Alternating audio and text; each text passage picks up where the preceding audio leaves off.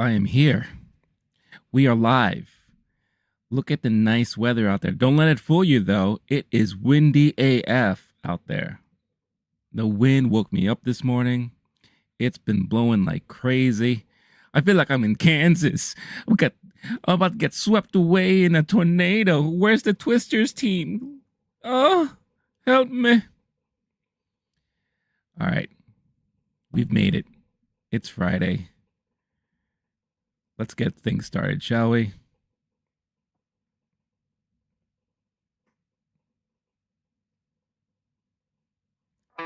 Four past the hour, 38 degrees outside in New York City, coming to you live. Good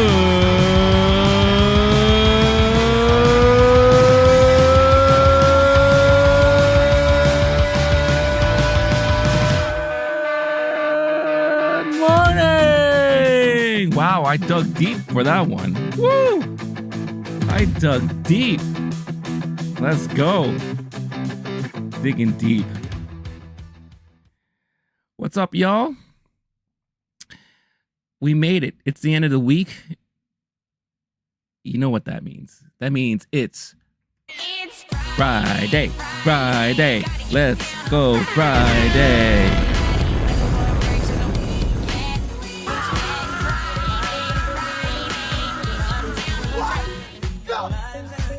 Friday. Friday. Up in the house. Friday. Friday. Friday. Friday. I'm gonna come.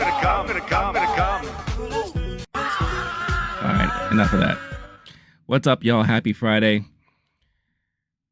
Thank you for tuning in. It's been quite a week. News related, things happening, people giving podcasts, talking about nonsense. You had two movies that came out on Valentine's Day. I was able to go to the movies on Valentine's Day. That was my treat of self-love. Self-love. A lot of people were out. It was nice to see. I felt like I was in junior high school all over again. You got a lot of kiddies going to the movies with their dates and their flowers. It was so cute.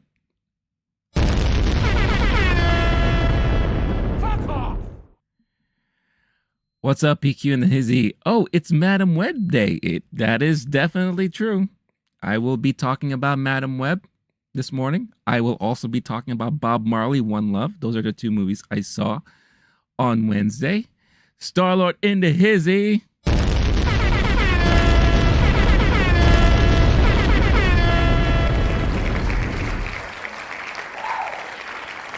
Plus, a lot of video game related stuff to talk about. Sony saying some stuff, Xbox trying to clarify some stuff. And when I went off air on Wednesday, oh my gosh, to get the Fantastic Four casting announcement dropped while I was streaming. Out of all days to drop news like that, I was really surprised, not expecting it. Wasn't expecting it to drop on Twix, as I like to call it. So we'll talk about that briefly, but I did post a video about my reaction to that. If you couldn't tell by the thumbnail, I was elated. I was really, really happy and excited. I was just happy that they finally said something. It took them long enough to make an announcement. You had all of this back and forth, all of these rumors. Remember the old rumors? When it was thought that maybe Adam Driver was going to be Reed Richards at one point. Margot Robbie for Sue Storm. And then, of course, you have the section of the fandom and the internet just losing their minds because everyone still wants John Krasinski to be Reed Richards. I get it. It would have been cool to see him and Emily Blunt play Marvel's loveliest couple. But I think that ship sailed long time ago. Long time ago.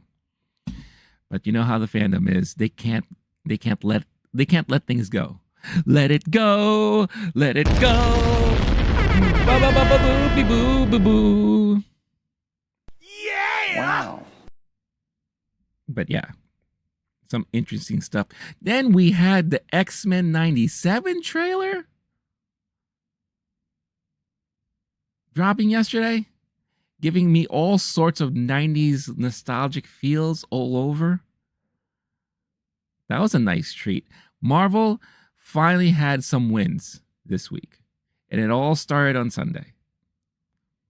Not because they were part of the Super Bowl winners, but they won the Super Bowl day with the Deadpool trailer dropping.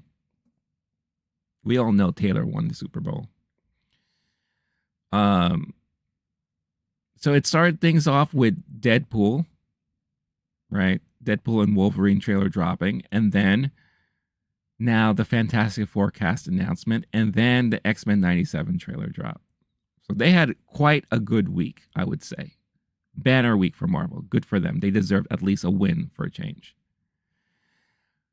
Then, of course, you had Madam Web. That's not fully Marvel. That's Sony. Marvel only is somewhat associated, as you saw in the opening thing in any Sony movie, in association with Marvel.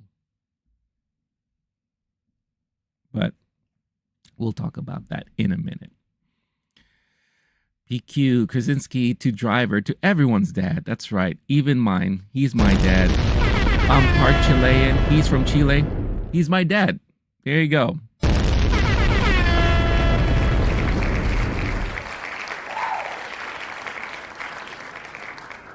Star-Lord, I loved Gambit. He was my favorite when I was a kid. Yeah, Gambit is one of those characters that I also really liked too, because he was kind of mysterious. You really couldn't tell what his true deal was. But he was cool AF. You know, he was very cool. And I loved his kind of kinetic powers. That move they did in the trailer, I'd never expected to see something like that. I'm so used to Colossus and Wolverine always teaming up, you know, the fastball special and all that.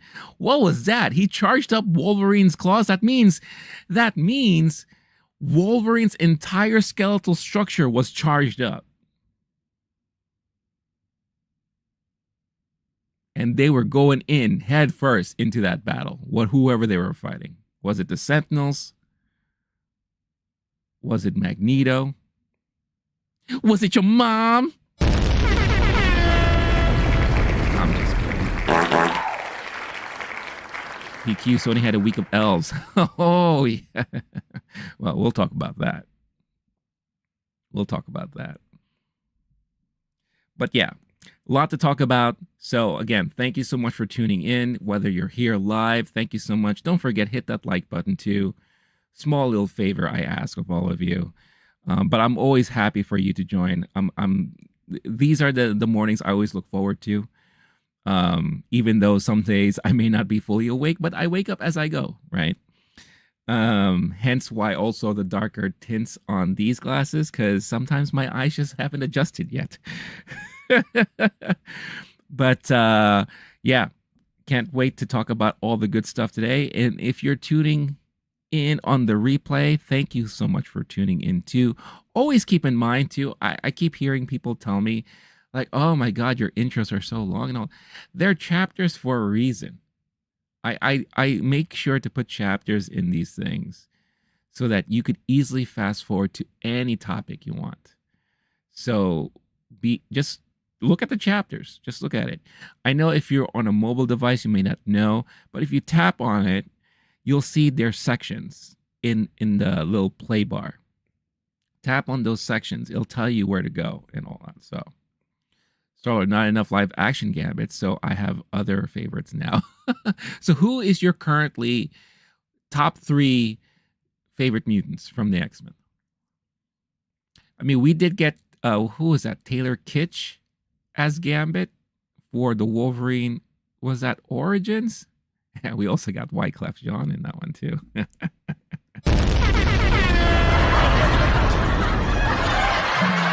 I'll never forget that movie. What a hot mess that was. I feel bad for Taylor Kitsch too. I believe that's his name, right? because he had that really bad, unfortunate thing that happened with that Mars movie. John Goes to Mars or something like that. Hi, I'm John. I'm in Mars. He had really bad luck with that. And then Gambit, which could have been a big role. It could have ended up being a big role, but it ended up becoming nothing. PQ chime in, Nightcrawler, Mystique, and DP. He likes the DP, y'all.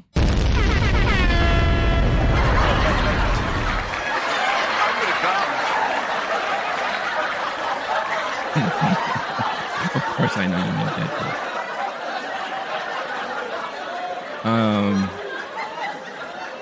But yeah, that trailer that dropped yesterday was a lot of fun. It was just fun to see. Really fun to see. And also, oh my gosh, this audience is out of control. Out of control this morning. I also love, and I'm going to show this here. I love the poster they dropped. It's funny how they make these posters for a lot of these like streaming shows and streaming movies, but where do you usually see them? I guess if maybe you're in LA, maybe you'll see them around town. But we really don't see them anywhere else. So it's funny that they actually have a team that still does these posters. But there was this awesome poster that they dropped to celebrate. And it's just gorgeous. I love how this looks. The VHS tapes and the spines representing and putting together the X-Men 97 logo. Plus also sporting the new Marvel animation brand that they just came out with. Start off with this series. I don't think they've had that brand for What If. But maybe season 3 of What If, we're going to start seeing that there. But yeah, I love this poster. This poster is, again, a nice throwback to a time where this was one of the best animated series on TV. This and Batman the Animated Series. It's like a 1-2 punch there. Both on the Fox network too, which was a fantastic. It made Fox basically the leader of kids animation during weekday afternoons for a very long time. Very long time. Yeah, you had CW or the WB. They had their Power Rangers. But Fox was like by far the longest running leader when it came to kids television during the week. During the week. Weekends, it was a whole different story. But yeah, really, really awesome stuff to see there. Also, I love this. I came across this post and I couldn't help but laugh. Someone really looking in too much into the animation and also throwing back to the original. Because back then, if you remember, Rogue did have quite a bubble butt for her. This person. And I saw other posts talking about it, where you had this comparison between Rogue from the original animated series and Rogue the way we're going to get her now.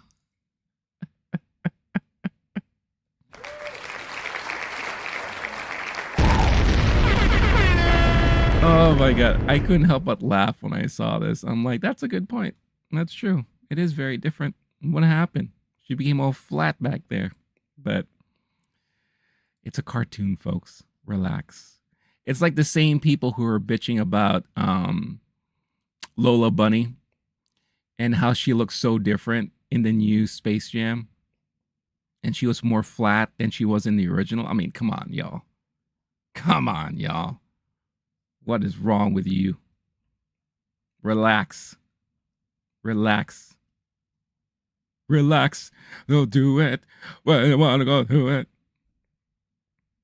But yeah, that was a lot of fun. Star-Lord, X-23, Laura Kinney, Wolverine, and Gambit. We may be seeing X-23 and Deadpool from if the rumors are true. Storm is also one of my favorites. Storm is awesome.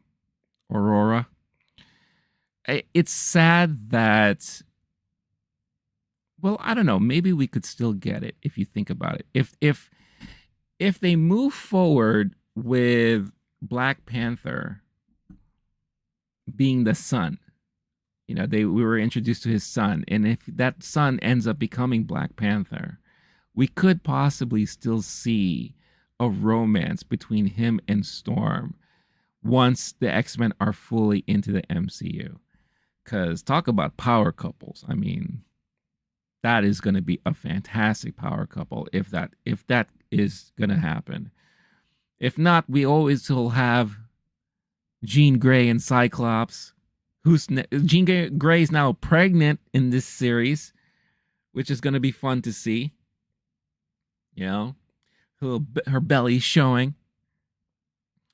So I'm excited. I can't wait for that to come out. And of course, Fantastic Four casting news was just fun. And now that we're clear, we can move on to other things. One thing to follow up on for that, which again is not a big surprise at all. There was this report that Galactus is going to be the main villain in Fantastic Four. Again, no big surprise. I think we all expected that. With Javier Bardem named as the top choice for the role, and Marvel is currently searching for an actor to play Silver Surfer. Is this a little bit too much for a first-time outing for the Fantastic Four? Maybe, maybe not. I'd rather hear more about Doom, Dr. Doom. But I think you could still introduce Galactus and Silver Surfer in the background just to have them there, a la like, kind of like how they were teasing Thanos for so long. Galactus doesn't necessarily need to be the main baddie, but could be a threat, a pending threat. As long as he's not going to be some crazy dust storm cloud like we got in the Tim Story Fantastic Four movies. Please, let's not do that. You blew it! Because that was a hot mess. Quicksilver for the top 5. Oh, cool. So you have X-23, Wolverine, Gambit, Storm, and Quicksilver. Quicksilver is dope. I love the way they handled Quicksilver in the more recent X-Men movies. And then he eventually became, who is it? Josh Boner? Jim Boner? Mr. Boner in WandaVision.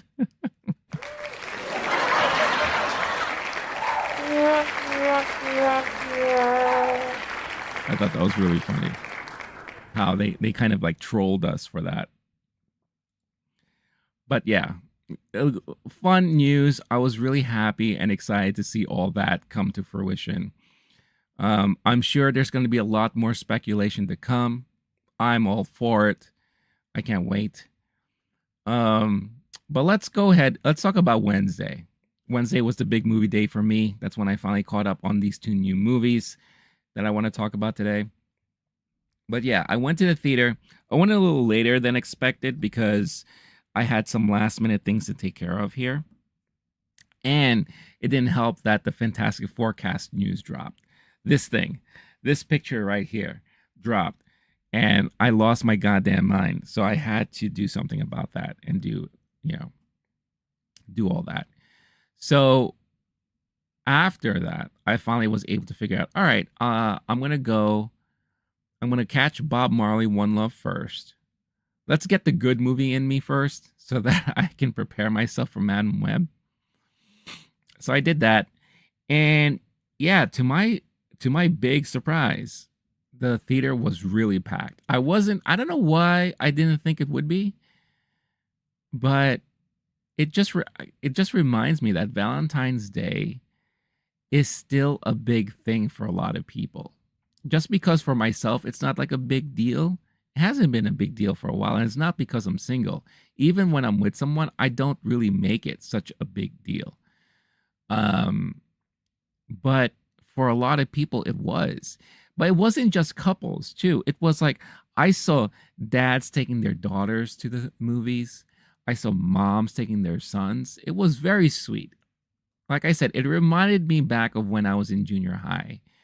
And I would go to the movies with my mom.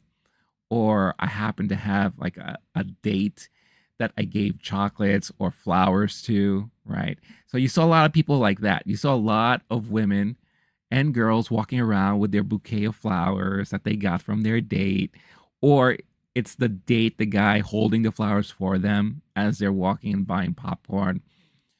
But the majority of the people, now I didn't survey the crowd, but I just watched and I listened to what they were talking about, and I paid attention to what theaters they were going into. And majority of them, I would say 80% of them, was going to go see Bob Marley, which makes sense. Bob Marley was the fullest theater I was in that night. Madam Web was maybe a third capacity. Already not a great sign. Not a great sign, right? PQ, yeah, you can't ever really prep for Madam Web. Yeah, true. However, I will say something before I get into that I was happy I did something. But yeah, so I went to watch Bob Marley. And now, for those of you who know or not know, Bob Marley One Love is a movie directed by Reynaldo Marcus Green and starring Kingsley Ben Adir and Lashana Lynch. So you had another win from Marvel this week, in my opinion. You had two Marvel actors in what I would say is the better movie of the week. Kingsley Ben Adir was in Secret Invasion as the main bad guy there. He was also in the Barbie movie. He was one of the Kens, one of the main Kens, along with Ryan Gosling. Lashana Lynch, obviously, is binary, as now we can call her, right? I think it's safe to say we can call her binary. She was in Captain Marvel, and she was in the Marvels. So two Marvel actors was in this movie. Kingsley Ben Adir played Bob Marley, and Lashana played his wife, who bared a lot of children and took the burden of his other children. Star-Lord Thanos would say, perfectly balanced as all things should be. Correct. That is right. Where's my knife so I could balance it on my finger with a little tiny Gamora? Who ever thought that actress would end up being in the Barbie movie and in Ahsoka? For a young career, she's done so well for herself. But yeah, so Bob Marley is a movie that focuses on certain moments of Bob Marley's life that they consider to be milestones. So we already start the movie off with an adult Bob Marley who's already well established in Jamaica, already has several hits.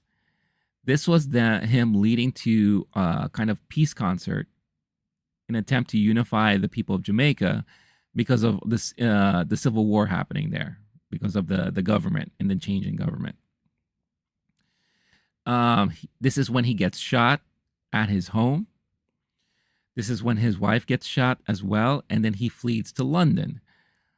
This now moves into the territory where he is now focused on his new album, and it's the creation of Exodus, which is his most popular album, one of the most popular albums of all time.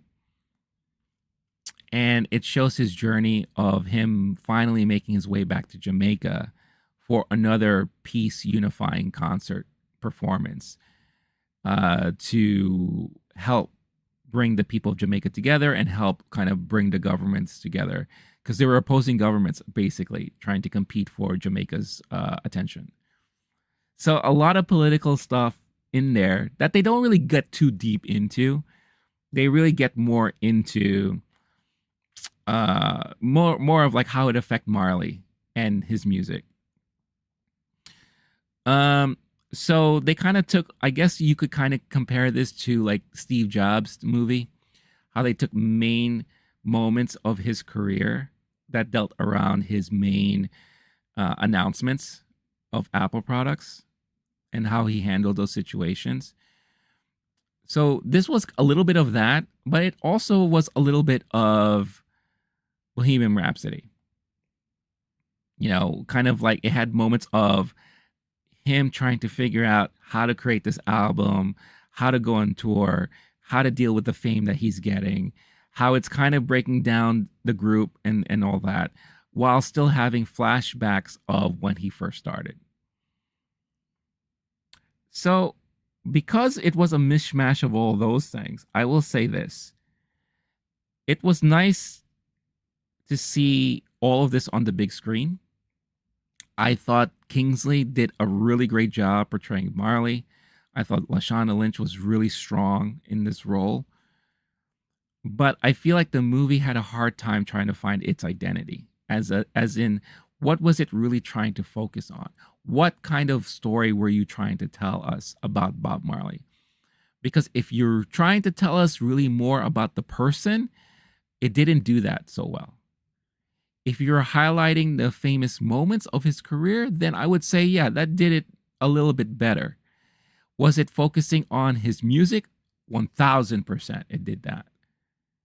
Any chance they got, they played a Bob Marley hit. It was part of the soundtrack, and obviously it was also part of his performances, and it was part of him when he was trying to create the album Exodus. We didn't really get enough of his backstory, how he grew up. They had this like reoccurring thing that, obviously he was traumatized because he never really knew his dad. The rumor, or at least what he was led to believe, was his dad was a white man, but that was like, I think, a secondary dad. His mom left him in Jamaica while she moved to the States at a very young age. So they gave us a little hints on that through flashbacks, but they didn't really dive into like, well, what got him into music, right? Or how did what was his early start in music? They had a flashback of when he was already with his group, when they were once referred to as the Wailing Wailers when they first started. They had this moment where they were in the studio and they were trying to get a deal, and they were basically about to get kicked out. And they said, hold on. We have this one little jam here that we think that will be a bop, right? And it was that infamous song Simmer Down. Dun dun dun dun dun dun dun dun dun dun dun dun dun. Simmer down. Bum bum bum bum. Which a lot of people have redone. And I feel like that was like the origins of ska, in my opinion. Because ska is like a nice mix of like punk and reggae. They dove in a lot into the Rastafari, like the Rasta mentality, and in a way, it's kind of a religion. It's like a belief of theirs. How it's always, there's no we or you. It's I. It's always I. It's like a unity, Rastafari. So it was really cool to learn about a lot about that stuff. But it just, I couldn't really focus on what am I trying to take from this movie. Now, the one takeaway I would say is like, wow, Bob Marley was really a humanitarian. He was a musical genius. He was very religious, true believer in the Rastafari, in the Rasta lifestyle and belief. They hinted on his infidelities, but they never got into it. That's the one thing I should say. This movie was playing safe. It played a little bit too safe. And I kind of wanted them to really dig deep into the Marley. So if you're looking for like one of those biopics that digs deep into a person, this is not it. This was like your Disneyfied version of a story, which is fine for a lot of people. Hey, when the movie ended, a lot of people are clapping.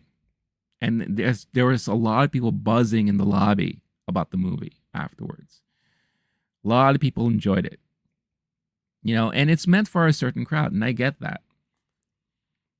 I guess for me, I just wanted more meat, more flavor, more spice. Star-Lord, I don't go to the theater much. Are all of these there? Are you talking about Bob Marley and Madam Web? Then yes. These are the movies that came out this week. PQ, funny that this movie had a hard time finding itself too. I'll get to that in a little bit as well. Um, Bob Marley. So yeah, I will say though, Kingsley did a really great job. He did sing quite a bit in this. I was wondering how they were going to handle that. You can tell like during the main concert parts and the recording session parts in the studio, they just put in Marley's track in there. However, Lashana, they focused a lot on her singing. You can tell when because she was a backup vocalist for the Wailers. And she toured with him basically everywhere he went. With this one exception of when things were like right after they got shot in Jamaica and they had to flee because it was getting too dangerous, she had to take the kids to the States to live with his mom while he went to London to hang out there, stay there, and then eventually start working on his next album.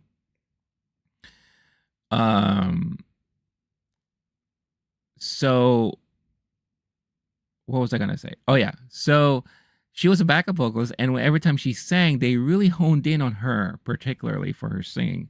Now, we heard Kingsley singing when he was like on the couch singing, like trying to put a song together during some jam sessions that he had with the group, because they all lived under one roof in the same house. And I thought he did a great job. He sounded legit. One thing I think a lot of people have a problem with is that everyone spoke with a very thick, heavy Jamaican accent. So if you have a hard time with accents, this is going to be a tough movie for you to watch because it is thick. There were like a couple of white guys in the movie. One was like a promoter. The other one was kind of like his agent. And those are the only like really like clear-cut English-speaking people you will ever see in this movie. So if you're not familiar with the Jamaican accent, I grew up in New York, so I'm familiar with all accents. And one of my friends is Jamaican, so he likes to throw in his Jamaican accent every now and then. So I've gotten used to it. But even at times, I found myself really having a hard time trying to say, what are they saying now? Because it's not just Jamaican accent; it's also the way they talk, and it's also the Rasta type of speak too. So when they're saying stuff like Rastafari, and all that, you're probably wondering like, well, what does that mean? I mean, they try their best to explain it, but if you don't know, then you don't know. But yeah, it's interesting. I gave it 3 stars out of 5 because it was a good movie, definitely an uplifting movie, especially how the movie ended with him making that peace concert and unifying the 2 opposing governments, getting people together there. And then, of course, like any other type of movie like this, you get kind of like an ending montage of real footage of Marley on stage. Then you get like highlights of this is what happened afterwards. In the movie, you see that Marley was diagnosed with cancer. So you see, like, they tell you when he died, what happened after he died, what happened to his legacy after that, how Exodus is still one of the best-selling albums out there. And it was funny and interesting to see kind of like how that album came together, the deal with the album cover, and how the studio was really pushing for him to be featured on it. And they're like, no. He was never about the fame. He's like, he didn't need to be center of attention. It's about the message. And that's the one thing I guess you could also say that this movie focused on. It was Bob Marley's message to the world. Because if you listen to his music, which I was always a huge fan of, I remember in high school when I first came across Bob Marley, I was like, holy cow, what is this? This is some amazing life-altering music right here. And that's when I became a fan of Bob Marley. But, listening to how he talks, the things that he says, his lyrics and his music, there's a lot of religion in there, but it's overall a message of unity, a message of love, a message of peace, you know, especially like love. He wrote a lot of love songs that they kind of featured in and honed in on during the movie too. There was a nice conversation he had with his wife, and his wife, played by Lashana, said, "You know, always have loved your love songs, Bob. Don't ever let them take that away from you." Because she understands that he is, in a way, used as a pawn or a figure for politics, for those things. At times, not always, but at times. But in his heart, he's a romantic, and maybe that's why he has a lot of kids. But you know, she just wanted to remind him, it was like, don't ever forget that you are so good at writing about love. Don't ever lose that. I was like, oh, you know what? She's right. He has written a lot of great love songs.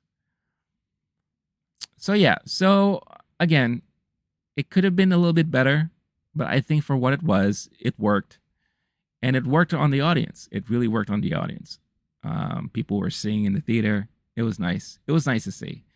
But yeah, I guess for me personally, I was just hoping that it was going to be a little bit more deep into the person, and not so much about his message and the legacy, like that, the long lasting effect of culture.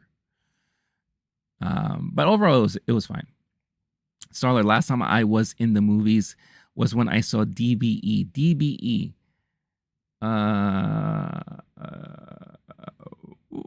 Which one was that? I'm bad with abbreviations. Maybe you could let me know what that is. I retired my movie going days after that. That's fair. A lot of people have not been back to the movies since the whole pandemic. That's why, like, when I go and I see crowds, I love it, because I appreciate it, because I'll never forget the heyday of movies and movie theaters.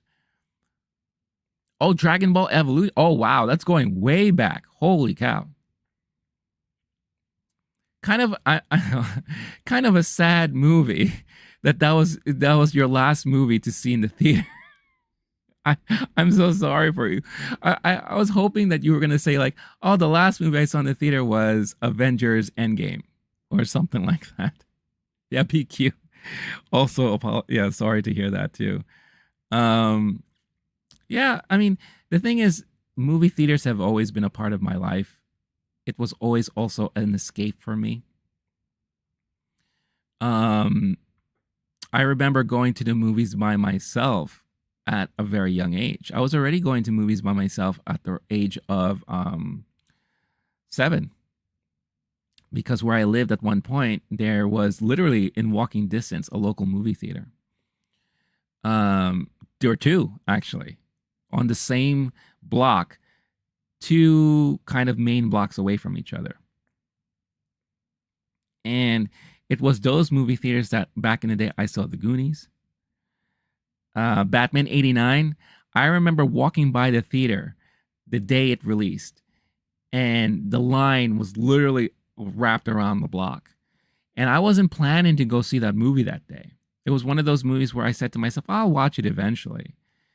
But it just so happens 2 of my really close friends at that time were right in the front of the line, and they're like, Renee, we're going to watch Batman. Join us. I was like, all right, fuck it. So I went, and best choice I made. Best choice I made. Yeah, I'll never forget that theater for that experience. The crowd, the atmosphere, it was electric.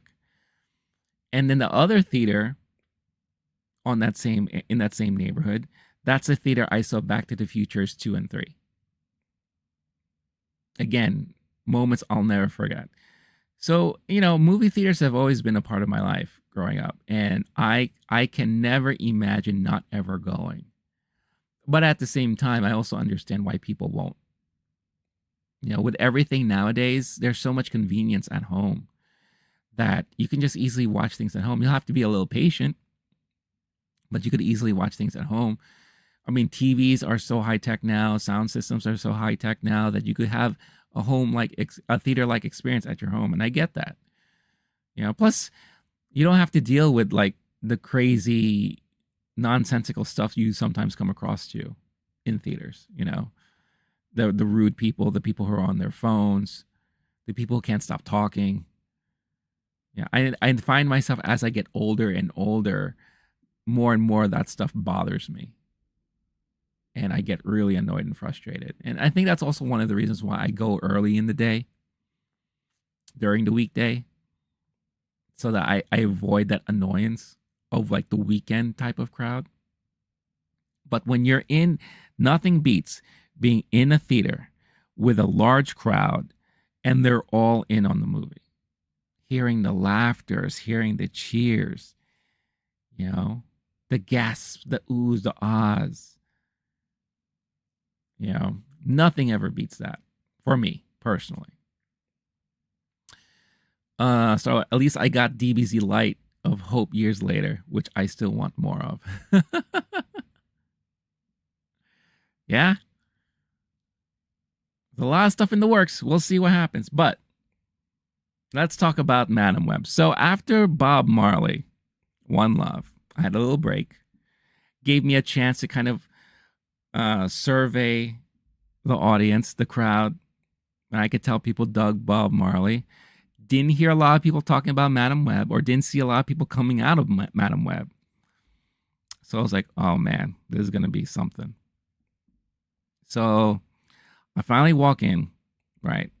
And I'm just there. I'm like, look, this movie may suck.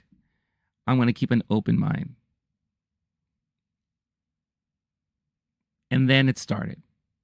Of course, after the trailers and all that stuff. The opening scenes. And by the way, I'm going to be spoiling the shit out of this movie. Why? Because I think I owe it to all of you, either watching live right now or on a replay, to tell you what the movie is about so that you don't have to go see it. If you don't want to.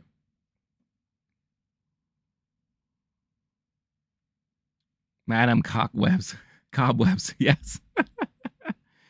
So the opening sequence is obviously flashback, and we get to see Cassie. Cassie is played by Dakota Johnson, who's Cassandra Webb. But we see her mom, just like how you kind of see in the trailers. And yeah, she's in the Peruvian jungle there, and she's doing her research and this and that.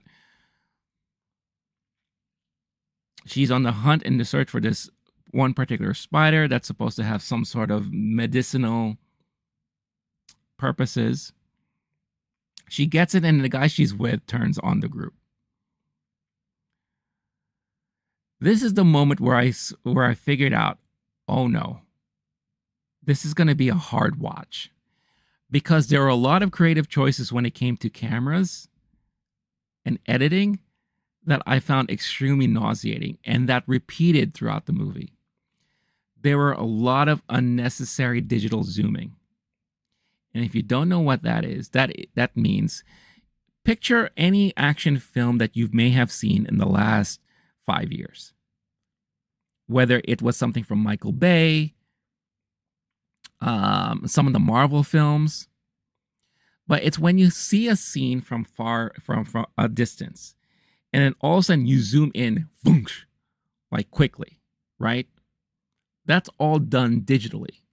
That's what the industry refers to as digital zooming. Why did they think it was a good idea when you have two people kind of talking to each other and kind of like in a conflict, looking like they're about to fight? Why did they think it was a good idea to constantly digital zoom back and forth between each of them? What the hell was that? And then they had the digital camera shake, where the camera would shake when there was like a tense moment. It's like you're creating these false, tense like moments that is so unnecessary. You're trying to alter how people are watching this and induce some sort of feeling and induce some sort of action when there's really not much going on. And I found it extremely piss poor and a bad creative choice. And to be quite honest with you, later on in the movie, as they kept doing this, I felt like I was getting sick. Like almost like a motion sickness in a way, which I hardly ever feel ever in any movie. So that was just a weird choice. Weird choice. I don't know what made them think of doing that. And then she gets shot because the guy wants to spider, shoots her by accident. By the way, she's pregnant with good old Cassandra there. And it looks like she's going to die. And then all of a sudden, these random creatures come from the treetops, you know, because they talked about this myth of these spider people or whatever in the jungle. And they have these powers and this and that. And they carry her up. And there's this one moment where the guy is carrying the mom and is jumping from tree to tree. And the CG of this just looked horrible. Horrible. It looked so bad. The CG of the spider in the jar looked terrible.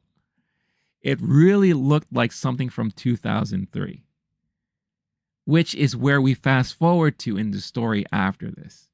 2003. Once the 2003 year hit, it dawned on me.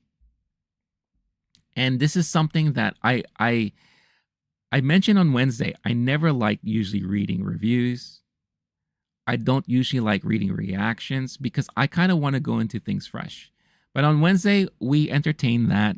I read a lot of reviews, a lot of reactions to Madam Web because it was a talk of the town and it still is.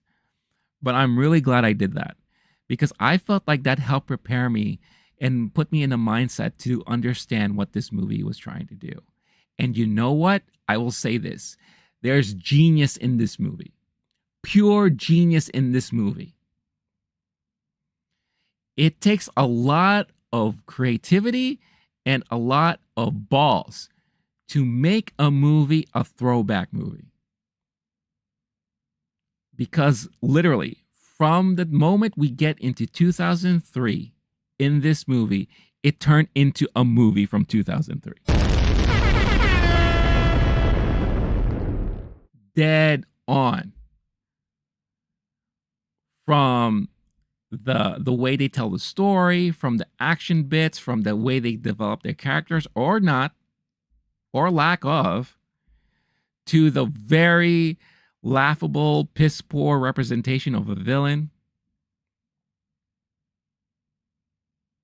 It was so crazy how similar this movie felt like those movies I saw back in the 2000s. And it brought back, this is a name I mentioned on Wednesday, Avi Arad, the producer of a lot of these early Marvel films. The Punisher with John Travolta. Daredevil with Ben Affleck. Elektra, Jennifer Garner. The Hulk, directed by Ang Lee.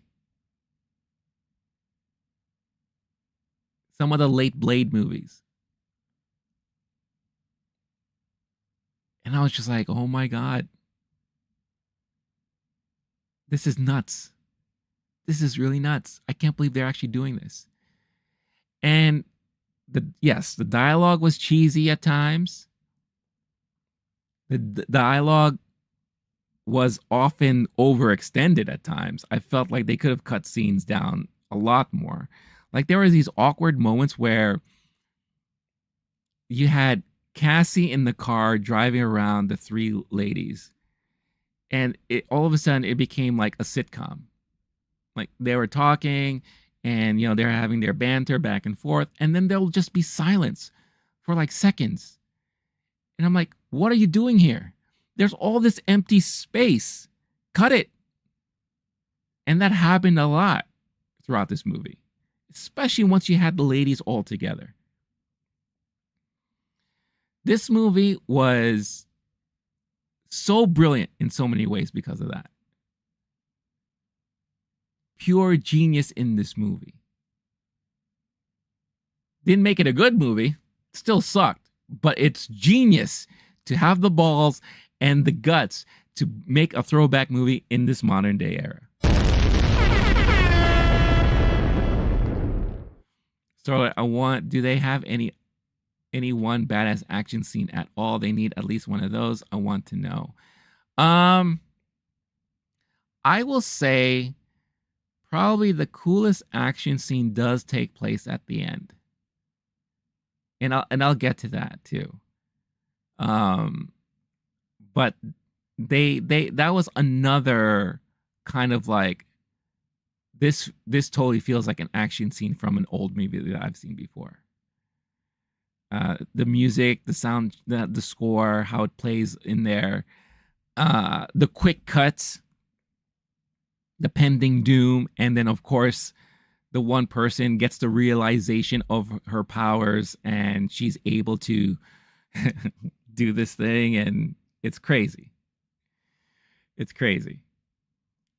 But basically what the movie is this is 2003, and you had Cassandra get into an accident while on the job. She's like a paramedic. And it's during this time because she already has infused in her blood of the spider, of the Peruvian spider. And she gets kind of awakened, right? And she gets the sense that she could see into the future with these, like, what they did actually pretty cool. I will say this is that the way they handled her foresight, I thought that was kind of neat how they did that. A little bit too much of it though, like the back and forth, like it happened to like constant, but they did that quite a bit. And I thought that was kind of interesting the way they did that. And then you have this guy, Ezekiel, who was the guy that shot his mom, her mom, who can also see into the future because he has these dreams, and he keeps constantly dreaming about these women who are going to end up killing him. And these are the three girls that we meet. Sydney Sweeney as Julia, Isabella Merced as Anya, and Celeste O'Connor as Maddie Franklin, right? And it's just very coincidental that they all got together too. And another funny thing that they do is that whenever they show like Cassie walking or wherever she's going, you'll see one of them in the background. Kind of like to remind you, like, there's a bond here. There's a connection there. There was one part when they're in Grand Central and she's just walking and it's a one shot. But then you see in the background, oh, there's one person walking. And then you see like in the foreground, oh, look, we're coming across somebody else. So it's kind of like, hey, hint, hint, they're all connected somehow. There's a thing. So as Cassandra is trying to figure out what's going on with her, she's trying to figure out why is these girls so significant, because she's seeing the future with them in it. So, and then she comes across, they're on a train. We've seen this in the trailer, and she sees like this guy coming in and killing them. So she tries to rescue them. And that's when the adventure picks up. That's when now we're in what I like to call Jessica Jones meets the Babysitters Club. You now have Jessica Jones, who's now babysitting these girls. And this is when you get some of the more cringy moments of the movie. And things that just don't make sense. So you steal a cab to take these girls out. No one's stopping you because you have a stolen cab that you're driving around in. You drop them off in the middle of the forest somewhere, and you think it's a good idea just to leave them there. You go back in the city in this stolen cab. You take off the license plates, but you don't take off the top thing on the top that says the call number of the cab. And she's trying to like find out the reasons behind, what's going on with her. So we have this moment where she's in her apartment and she opens up this trunk where it has all of these like artifacts from her mom and her growing up. And she's literally having a dialogue to herself.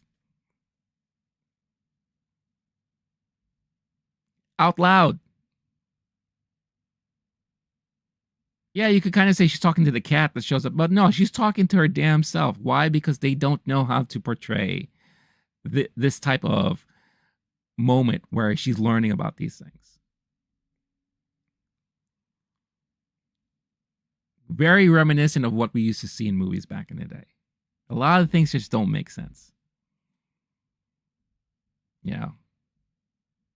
And then we just move forward, and she tries to meet up with the girls. The girls are they're teenagers, so they can't just stay in one place. They're hungry.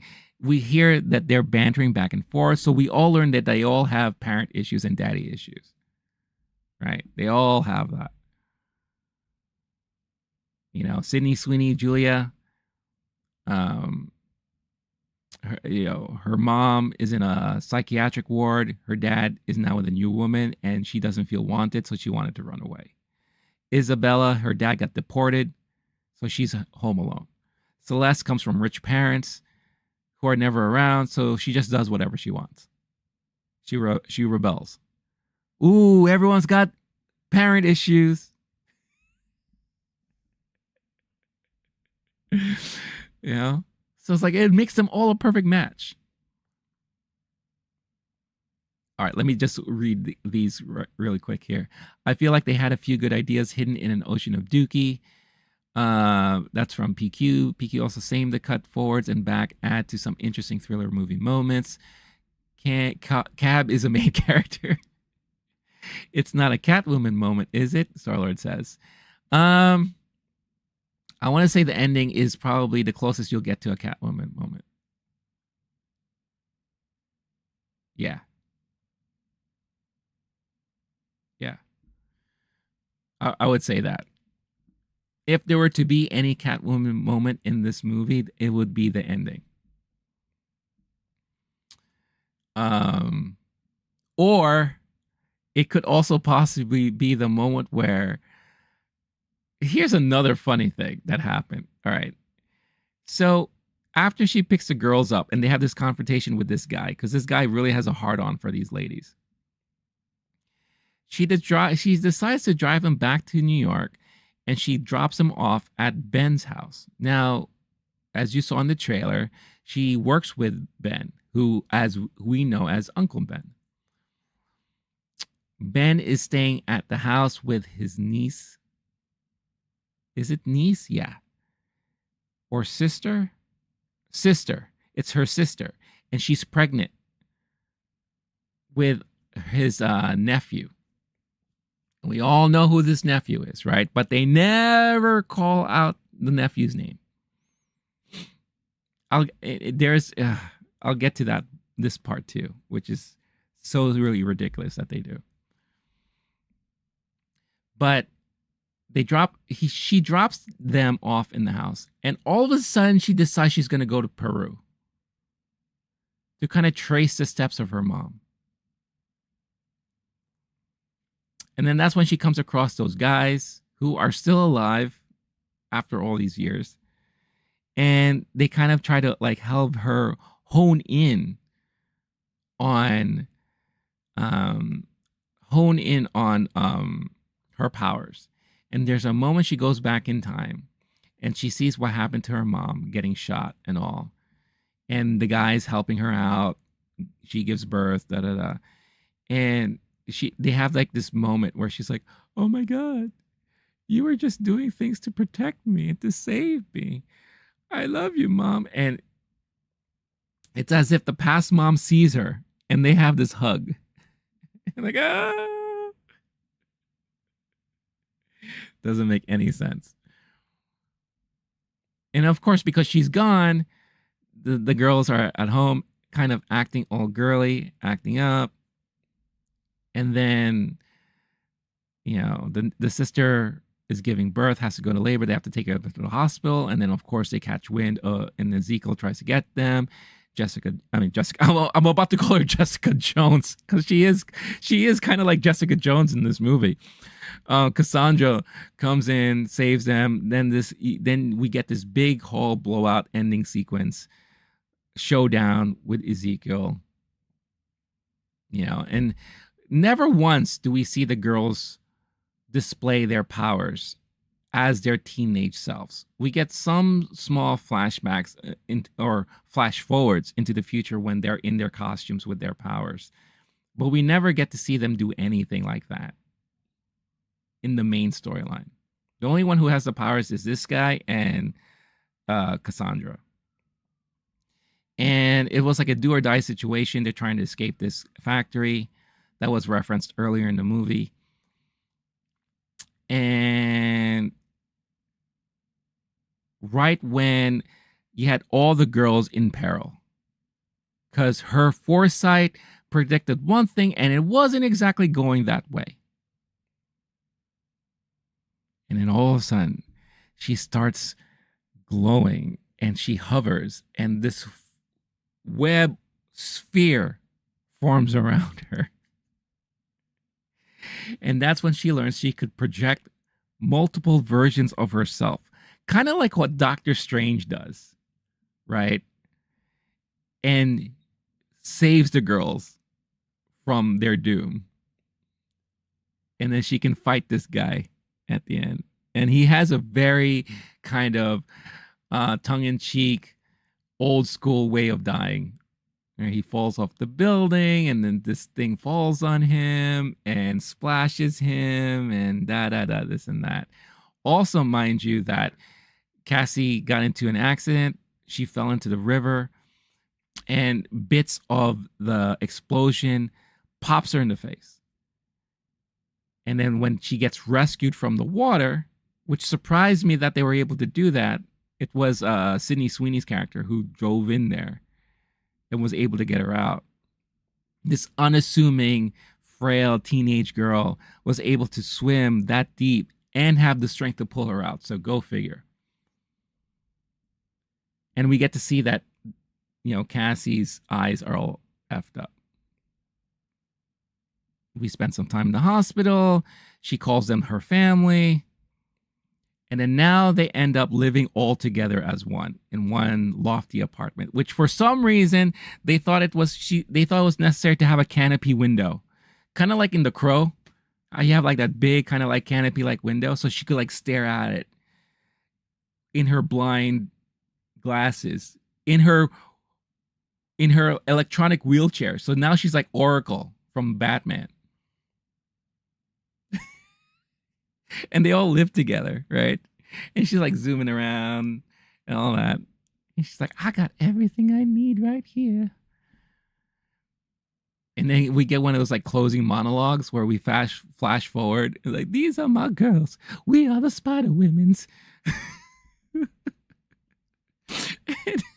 We finally get to see her in her Madam Web outfit. Right? I will protect the city and have my girls with me. I am Charlie and these are my angels.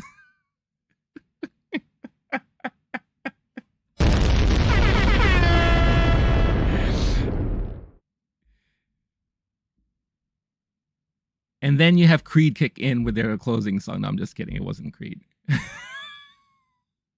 Or Nickelback. All of a sudden you have a Nickelback song. You might as well at that point. They might as well have had Nickelback close out the soundtrack with this fucking movie. So yeah, so it look, it wasn't a good movie. However, did I hate it? No, I didn't. I walked out of that movie kind of laughing. I laughed a lot throughout, and I was the only one too. I didn't give a fuck. I laughed so much throughout this movie that I think I was fully entertained, and I may have entertained some people in the theater because I had fun in this movie because I surrendered myself. I surrendered myself to the fact that this movie was an homage to a time in the past and a reason why we got away from those type of movies. It was a time in the past that I fondly remember because these were the movies I went to watch during that time. And at that time, I may have said that these are great movies. Kidding myself, of course, because we had nothing else. We had nothing else at that time. And to see any kind of superhero movie on the big screen was a big deal. And we accepted it. But now we have so many options and so many choices. And we were shown and proven that movies can be well done. That is now the bar that we look forward to. You know? So to see something like this is off-putting for sure. But at the same time, there was a part of me that I kind of appreciated it. And I kind of was like, you know what? Genius. If this was their plan, if they sat in a room and their agreement was, I want to make a throwback movie like how we got in the 2000s, then I was like, well done. Kudos to you guys because you made it happen. If it was anything other than that, then a happy accident. A very happy accident. Let me read some of the comments here. Quick notes. Villain dubbed. Computer to see all faces, but she just goes to Peru and nothing. Yeah. So the guy definitely had an accent, and I do feel like there was a lot of re-recording of his dialogue, and it felt that way for sure. So I think he dubbed his own voice, maybe because he wasn't clear enough. But it also kind of felt like it could have been another situation where they got someone else to do his voice for him. Also, that whole technology, like again, this is 2003, so they even. I'm going to save that thought for a little bit later. But yeah, the whole technology thing is wacky. Sounds good for me to forget about all later. Laugh out loud. Charlie's Angel Webbigles. Webglis. These I'm Madam Charlie, and these are my spider angels.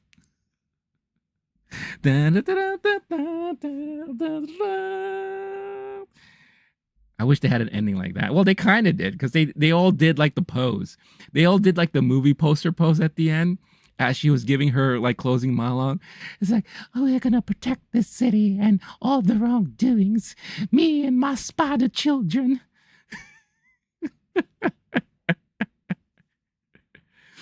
They were told don't read comics and gave them 2000s movies instead. Well, then, if that's really true, then again, it worked. I will say this. One last positive thing I will say about this movie. The main actresses, they weren't bad. If they were given the direction, if they were directed to act the way they acted and to kind of put themselves in that moment, they did their job. I don't fault the actresses one bit at all in this movie. I thought Dakota Johnson was actually surprisingly good, despite her deadpan delivery, her non-emotional type of delivery at times. She can never get over a certain octave, so even when she's in trouble, it sounds kind of dulled. But that's just her, I think. Sydney Sweeney, who is probably one of the sexiest women right now in Hollywood, they dulled her down a lot. And she played kind of like the lost, well, what about me kind of teenager girl. I hated the trope of having a very pretty but intelligent girl. You know, that was Isabella Merced's character. She's hot, but also she's smart. She knows about science and all that stuff. You know, and then of course the typical fuck the world, I don't care about stuff girl that Celeste played. You know, I'm a rebel. You know, they did their job. The guy was terrible. The guy was just terrible. He's the one person I'll say was terrible. And Adam Scott, who played Ben, I thought he was good too. I thought he did a really good job. Starler, I don't blame him either. Paul, I wasn't mad at the actresses. You can tell they were just working with some suspect script. The villain's lips was not in sync at a few points, is what I mean by dub. Like, obviously, so yeah. Yeah, it goes along with the whole thing I also said about the CG and the special effects. Like a lot of it was just very poor, very bad. I mean, they had $80 million of a budget for this movie. And I guess they just don't know how to work with that type of budget. Because if you give $80 million to another person, that movie will look probably a lot better. Because they probably know how to work with that type of budget. You're probably like down budgeting someone who's maybe used to the big Hollywood fiascos with their $150 to $200 million budgets and all. So there are certain things I need to call out that annoyed me the hell. Like annoyed me just so much in this movie. Outside of like the poor editing, the poor pacing, the poor digital zooms and camera shakes.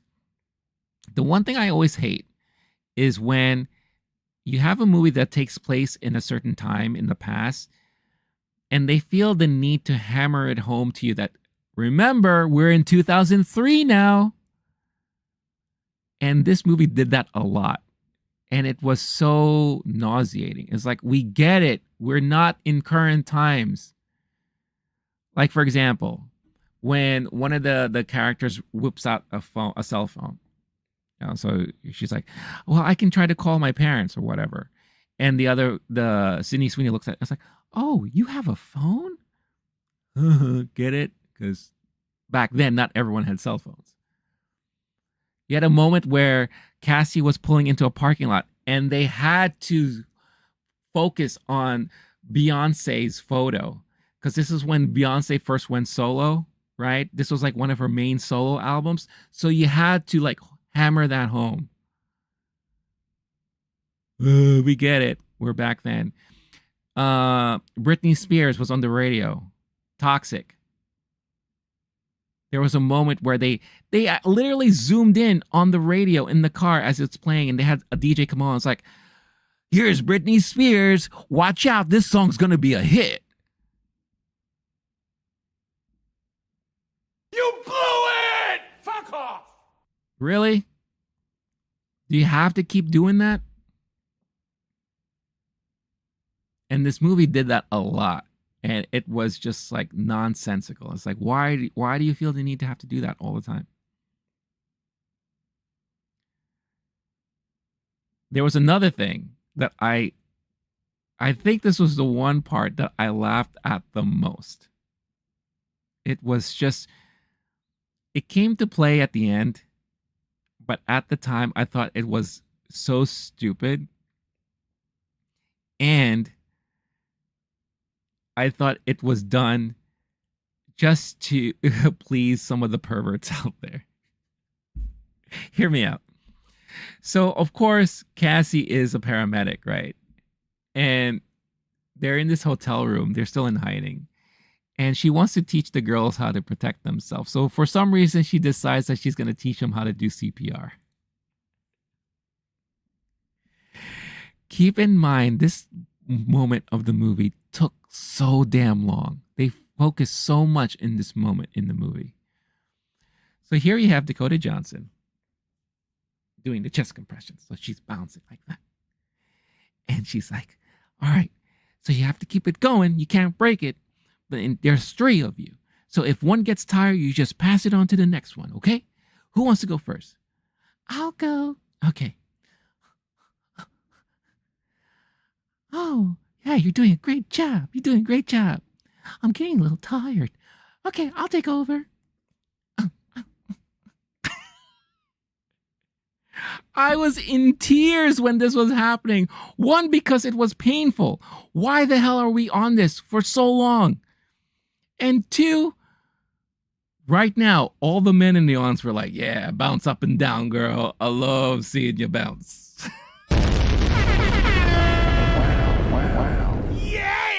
I'm gonna come. And everyone had a chance to do it. Like, it would have been enough if we showed 2 of them do it and like, okay, we get it. You're teaching them CPR. But nah, everyone had to have a chance. And they had their camera right on them as they were doing it. Like,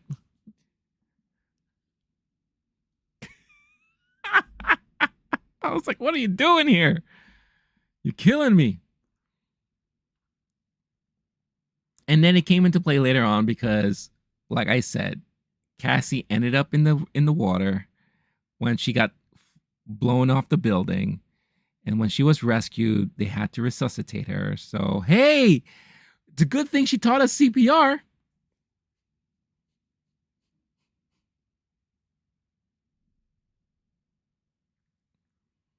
And the last thing that really annoyed me in this movie is another thing that I hate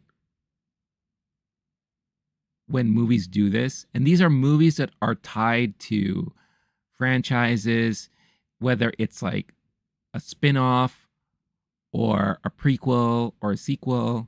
Because technically this is a prequel to Spider-Man. Probably the Sam Raimi Spider-Man, I would say. But they had to throw in all of these dumb Easter eggs, kind of winks at the audience to make sure that you knew, by the way, we're in the universe that Spider-Man's going to be in. And we'll constantly keep you reminding you of that. Wink, wink. Like the sister, Ben's sister, who's pregnant with, obviously it's Peter in her stomach. They're at a baby shower. And it's like, okay, everyone, let's play a game. Guess his name. And it is Steve, Dave, John. And when she's about to say, no, come on, guys, his name's going to be... And then we get interrupted for something. Wink, wink. In the beginning of the movie, when they're driving around, it's Ben in the ambulance with Dakota Johnson driving. They're trying to save someone in the back. And they're driving around and they're weaving through traffic. And something about someone being shot. I think it's because they were going through a neighborhood. And it's like, I don't want to be shot, Ben says. And Dakota's like, what's the matter, Ben? You never dreamed about getting shot in Queens? Or never thought you're going to get shot in Queens?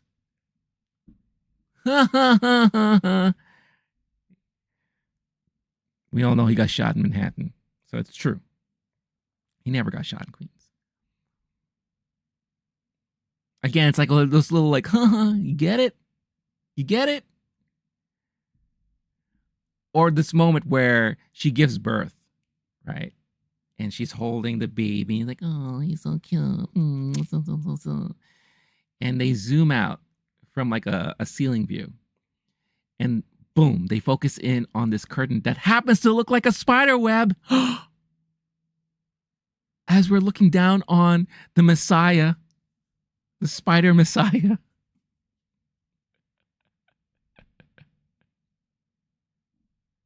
Like, come on, guys. Enough.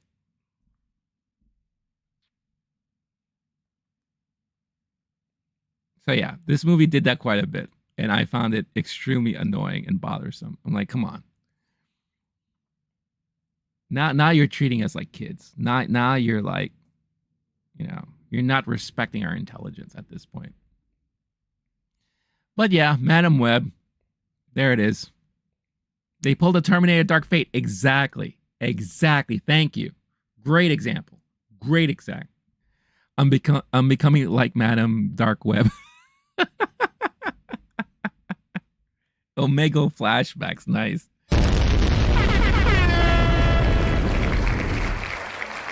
But yeah, that was Madam Web, and that was my experience. I gave it 2 stars out of 4 on Letterboxd. Out of 5, sorry, 2 out of 5 on Letterboxd. I could have given it a 1, but because I entertained myself throughout that movie, I gave it 2. I gave it props for that. Like I said, there is genius in this movie because of what they were able to pull. And, I titled this thing like, did the critics get it wrong? Did they? No, they didn't. A lot of the criticism is legit from both sides, from the positives and the negatives. And I think because I knew that was the discourse out there, I went into this and I saw it all unfold in front of me. And I was like, yeah, I see it. But you know what? At the same time, I don't really hate it. I laughed. Of course, I rolled my eyes. But at the end of the day, I walked out of that theater knowing that I saw a bad movie. But at the same time, I didn't hate it.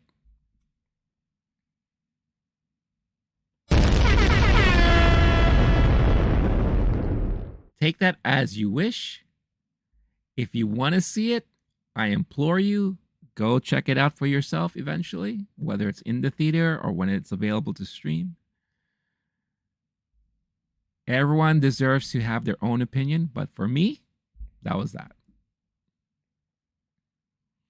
Would you say it's the room of superhero movies?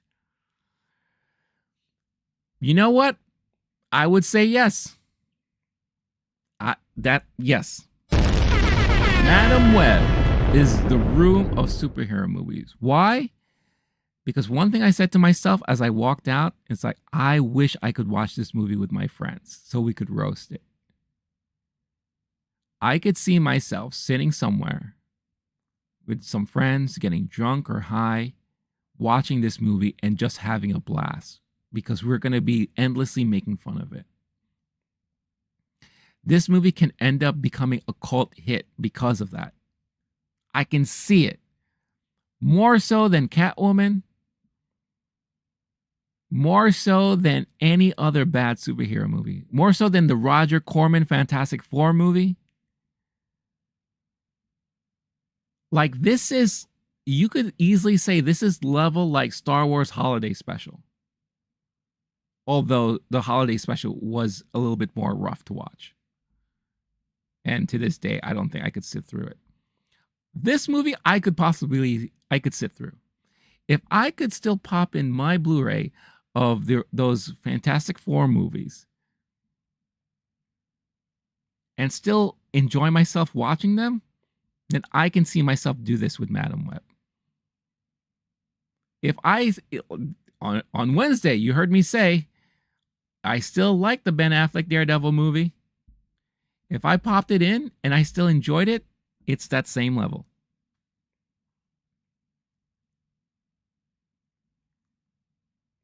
So I am confident I can honestly say that without batting an eye. You know? There is a place for this movie.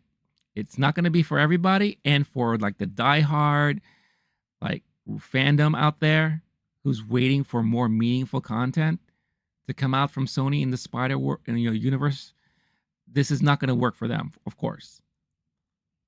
And where does this all fit in and all that? Who knows? There's no clear indication as to where this is going to fit in, if at all. You know? Because now think about it. Tom Holland as Spider-Man now, all of these women are much older now. If they're still out there being Spider-Women. Will they ever show up again? Who knows? I doubt it anytime soon. I could see Dakota coming back to play Madam Web in like this, like maybe a cameo. But not in the Tom Holland Spider-Man movies. Maybe she'll pop up in Venom. Craven. I see a lot of like headlines right now that should Sony stop making Spider-Man universe movies? Does this spell the doom for Craven? You know? I honestly think that Craven is still in a spot where it could be decent. But I could be very wrong saying that too. Should they reconsider what they're doing? Yes. Because whatever they're trying to do is just not working. It's becoming DC level stuff, where it seems to me like they have no real plan. And everything that they're throwing out there is mostly a miss. There are a lot of people who love the Venom movies, though. But Morbius and this were just pure misfires.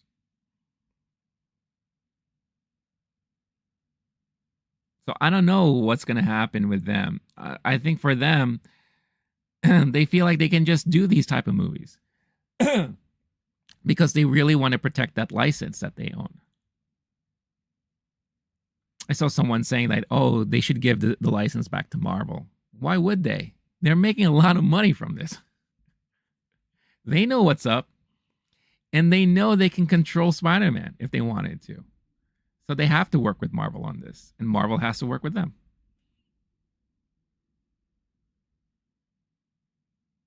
So yeah, it's easy for us to say that they could stop, like PQ just said. Yes, they should stop, but they won't. Because they can't. They can keep doing this. You know?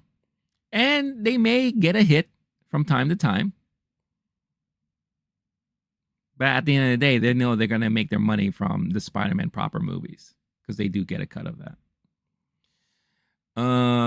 Star-Lord, PQ also said, I'd be down to roast it. Hell yeah. Star-Lord, I want you to make a riff tracks to... Oh, I would love to do that. I'd be down for that. I'd be totally down for that. Once that movie is available for digital, I could do that. I don't think I'll be able to post it live, or maybe I can post my my commentary live, but I won't be able to do like a watch along live like that, you know, unless I host it privately, which it could happen. That could be something I could do if there's enough interest. Keep Spider-Man as an Avenger. I would love to see that. You know, once he like reacclimates himself into the lore, because remember, everyone doesn't know who he is right now. I mean, they know Spider-Man, but the impact that he had before, it has been forgotten. Yep, the proper, like Spider-Verse, make them so much moolah. I just wish they would stop the side stuff. Yeah, I think we all kind of do. But they won't, because they know they can get away with it. And I do feel like there is a clause where if they don't do a spider-related stuff, that's when they could lose the license. Very much like what happened with Daredevil. They kind of didn't do anything with Daredevil for a long time, and it kind of just got reverted back to Marvel. I believe Daredevil was Sony. I could be wrong, too. I don't know. I don't remember. Or Punisher. I think the same thing happened to Punisher, too. They kind of left that alone, and then they just lost the license. So I feel like with this, they have to produce something every year. Or every couple of years. Or else they're going to end up losing the license. And you know they want to hold on to that for as long as they can. Because they know it's going to make them tons of money with Spider-Man proper. And every time Spider-Man shows up in the MCU, they get a cut. So yeah. So that's Madam Web for you. Let me know if this is a movie you're going to end up watching. If you're watching this on the replay, let me know. If you've seen it, if you haven't, if you're planning to, love to hear all your thoughts and comments on all that stuff. All right. That was a lot of fun. I love talking about that stuff. All right. We're going to be talking about video game related stuff next. Strap in. A lot to talk about in regards to that. But I do have to take a bathroom break. I've been kind of holding it in. I do apologize for that. So just bear with me for a moment as I go and pee. All right. I will return.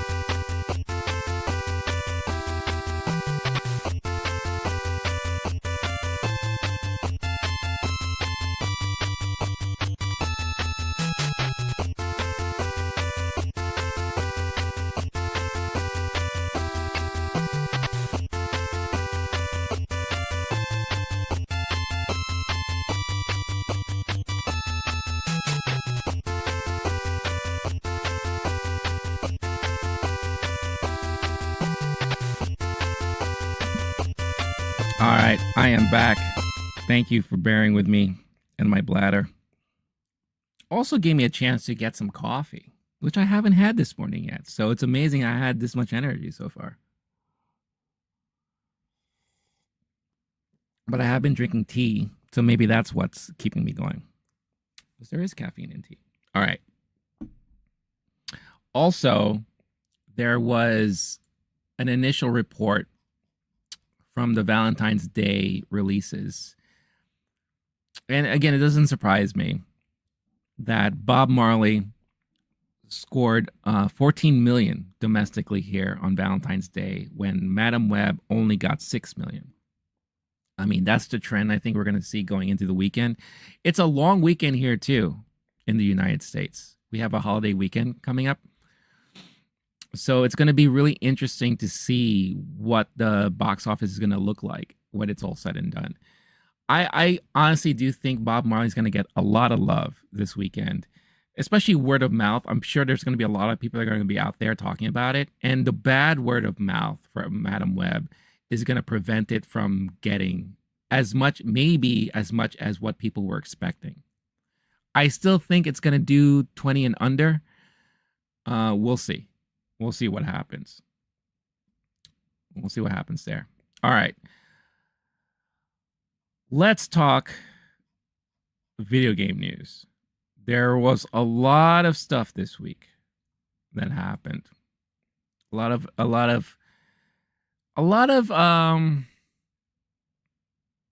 course correction. Well, not course correction, but a lot of, I guess, clarifications from two of the major companies about what they're planning to do or what their plans are for the upcoming years.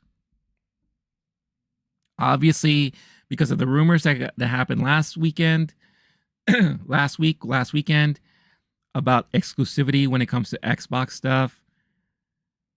We had the Xbox podcast yesterday with Phil Spencer and some of the other top folks there talking about and clarifying things. So we have that.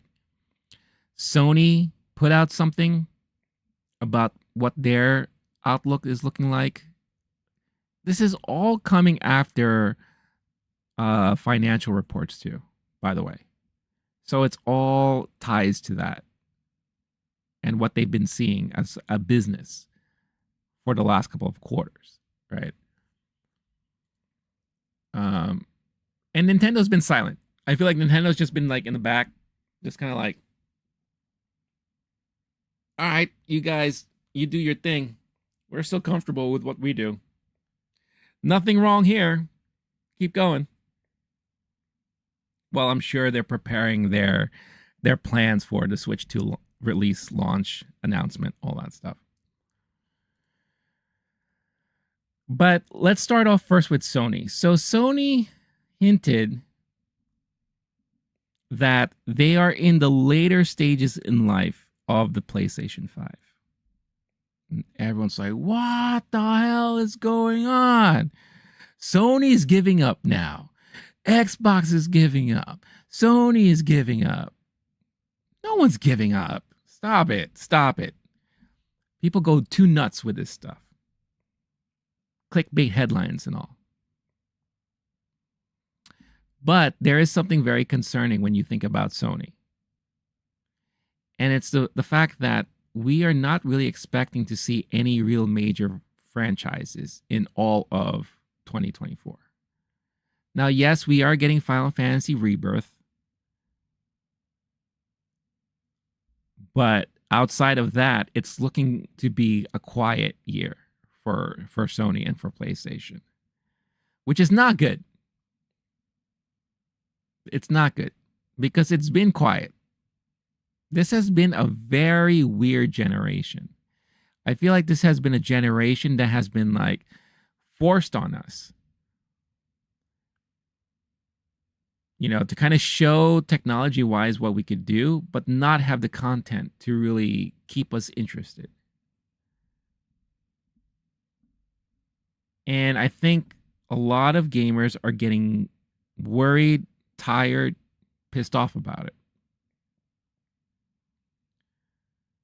And when you hear Sony saying stuff like, oh, we're in the latter stages of life of the PlayStation 5.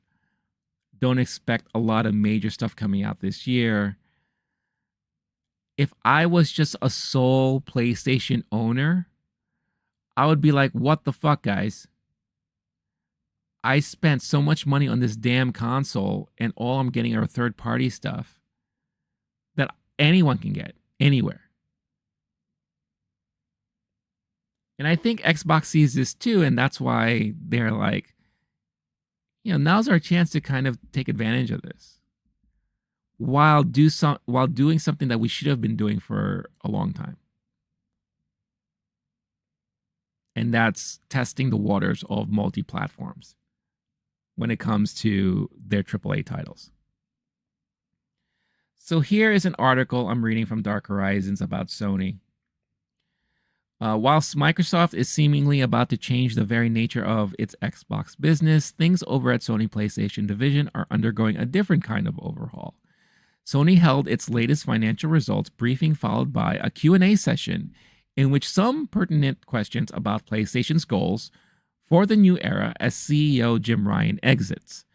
Sony Group Corporation President and Chief Operating Officer Hiroki Totoki will take on the interim PlayStation CEO role starting April 1st. April Fool's Day! And spoke with the press about the company's goals to improve its bottom line. The biggest admission is that Sony expects PS5 hardware sales to gradually decline next fiscal year, April 2024 to March 2025, and says there are no major existing franchise titles from their first-party studios expected to release in that time period. Regarding PS5 hardware, which will enter its fifth year since launch, partially due to entering the latter half of the console cycle, we're aiming to optimize sales with a greater emphasis on balance with profits. So we expect a gradual decline in unit sales from next fiscal year onwards.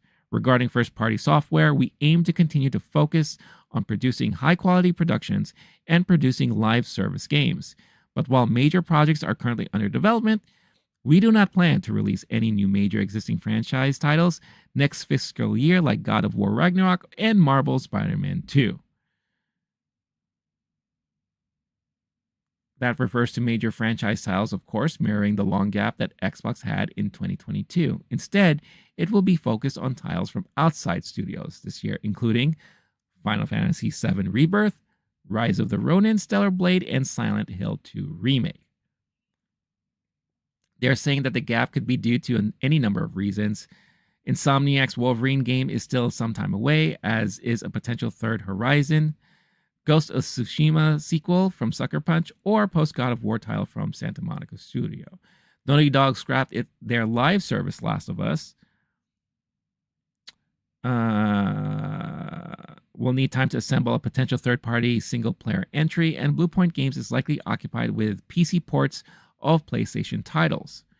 Totoki indicates plans for a more aggressive approach to PC ports of their first-party titles, likely fueled by recent day-and-date success of multiplayer titles like Helldivers 2. Yeah, so the article continues to talk about some of the numbers here. PlayStation Network monthly active users reached a record high of 123 million, up 11 million year on year. Software sales increased 3.2 million to 89.9 million units, with digital accounting for 66% of that. Okay, couple of notes here. First off, Starlord, I stopped playing since PlayStation 2. Still play video games though. I don't really care about GTA 6. Oh, that's fair. That's fair. There's a rabid fan base for Grand Theft Auto though. And when that trailer dropped, people were going nuts for it. And you know, when that game comes out, that is going to be the best-selling game of that year, hands down. It's like Madden. People are always waiting for the next Grand Theft Auto. And knowing from what I know, Rockstar has been working hard on this for a long time. So obviously they wanted to have that sustainability like Grand Theft Auto 5 did. So they're making sure that they have all of it done up in there. So it's going to be huge. It's going to be huge. So here on the PlayStation front, I said this already before. Everyone is seeing the landscape when it comes to PC gaming, and they're seeing the importance of that. And Sony is very late to the game. If anything proves to them that they should be focusing more on this, it is exactly what Helldivers 2 saw. The fact that it blew up on Steam is a pure sign. The only reason why, and I'm going to say this, the only reason why Helldivers 2 is so successful is because of PC. Because now you got PC gamers playing a new PlayStation 5 game at the same time the console owners are playing it. And I think they've been dying to do that for a very long time. And now they finally have the chance to do it. So I think there's several reasons here why we are not seeing a lot of major titles and games coming out on PlayStation 5. One, yes, you could see that there is a shift and a focus of attention going to PC ports. That's a must for their business. If they want to stay stay profitable, they're going to have to do this.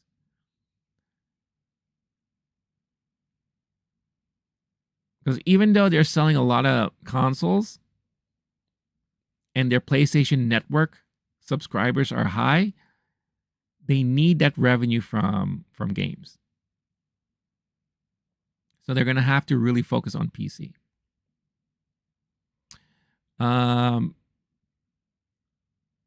That's the problem when making a story. They still have that in the mindset from years ago. Rockstar changed a long time ago. Oh, yeah. I agree with that. I mean, I'm not like a big Rockstar lover. But I will say this. I haven't played a Grand Theft Auto game since San Andreas. Last month when I popped in Grand Theft Auto 5 for the first time, I found myself really liking it.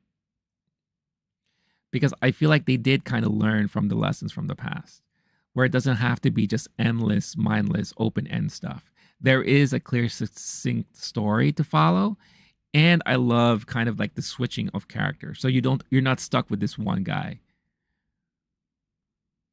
And I found that refreshing. Or maybe it's because I took some time off from it all. And I was, getting back into it after all of these years for so long, I found myself digging it. Now, I only played 6 hours of it or so. So I don't know how it ends. I don't know how it continues.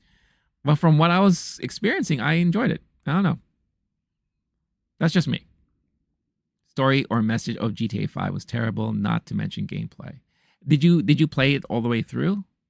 Or maybe you saw like a YouTube video of it, or you knew someone who played it? Let me know. Again, I haven't watched any videos on it. I never talked to any of my friends who played it.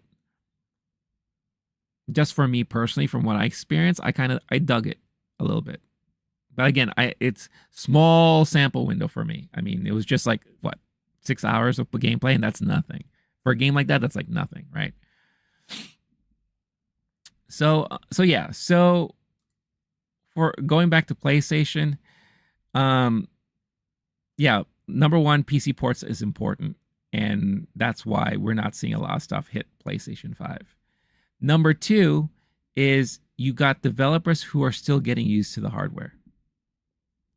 We see that with any generation. The first 2 to 3 years of a generation is slow because you have developers that are still getting used to the hardware, trying to figure out how to maximize usage of hardware with their games. It takes time. You take a look at how Final Fantasy VII Remake looks back then compared to how Rebirth is going to look like now, and you're seeing a big difference, in my opinion. You see Spider-Man 2. Big difference. Can it be more? Absolutely. But these developers are still getting used to the hardware. And I think Sony knows that. And Xbox does too. That's why we are seeing kind of like this shift. Because at the end of the day, if you make your hardware very difficult to program for, it's only going to make it more difficult to work on ports to other platforms, whether it's be PC, Switch, or Xbox, and vice versa. It might be a little easier for Xbox because they already had that mindset in mind that they want to make games for both console and PC. And that's something that they addressed during their podcast yesterday. But for Sony, they're behind the ball. So they're playing catch up. And I think that's why they're realizing this. And I think that's why the comments that they made make sense. As we are now, 5 years into the PlayStation 5, what are the major titles for PlayStation 5 right now? Spider-Man 2. And that's it. Miles Morales kind of counts, but it was a short game. It's more like a teaser to what we got in Spider-Man 2. I mean, what other game stands out as this is a reason why I need to buy a PlayStation 5? And in my opinion, outside of Spider-Man 2, there isn't any. Now, you go to Xbox. Now, Xbox Series X. What's the game that's going to get me to buy Xbox Series X? There isn't any. And as someone who has always supported Xbox, I can easily say that. I can easily say that currently, right now, Xbox Series X does not have one singular title that I say you have to buy this console for this game. That's why Nintendo doesn't worry, because if you want to play Mario, the next Mario, if you want to play the next Zelda, the next Metroid, you have to own their system.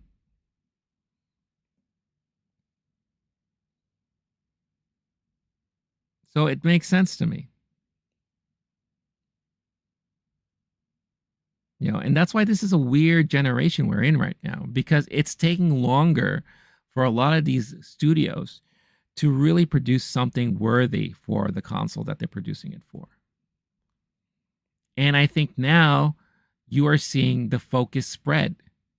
It's not just console anymore. It's PC. It's portable. If you want to make money, it's multi-platform with limited windows of exclusivity. Which leads into the Microsoft conversation.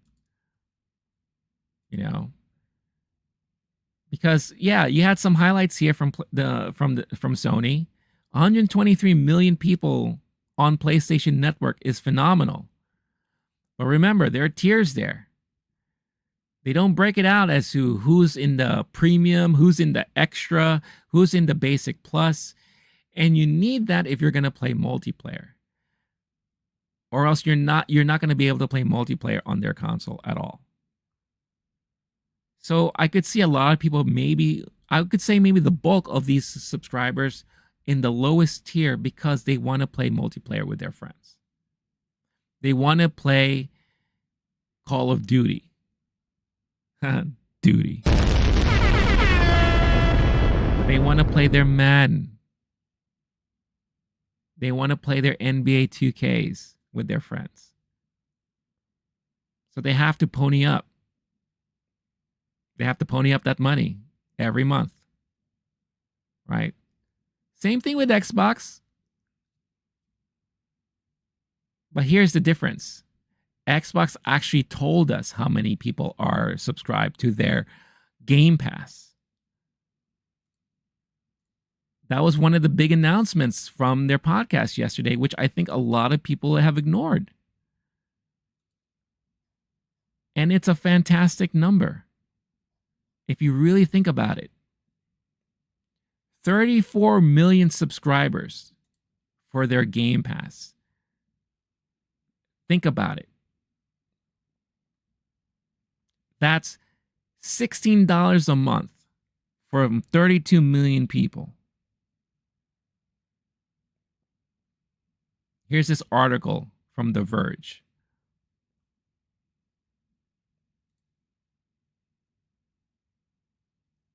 It's clear that Microsoft is ways away from hitting its ambitious goal of 100 million Xbox Game Pass subscribers by 2030. Microsoft targeted a 73% growth rate for Game Pass subscriptions for a single fiscal year that ended in June 2022, but only managed 28%. But still, they were able to manage 28%.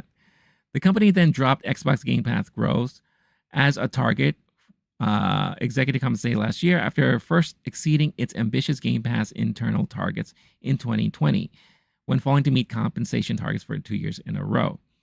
The 34 million figure is reflective of the fact Xbox Series SX consoles haven't been selling as well as PS5 hardware, and that consumers aren't flocking to Game Pass for Xbox cloud gaming on mobile devices.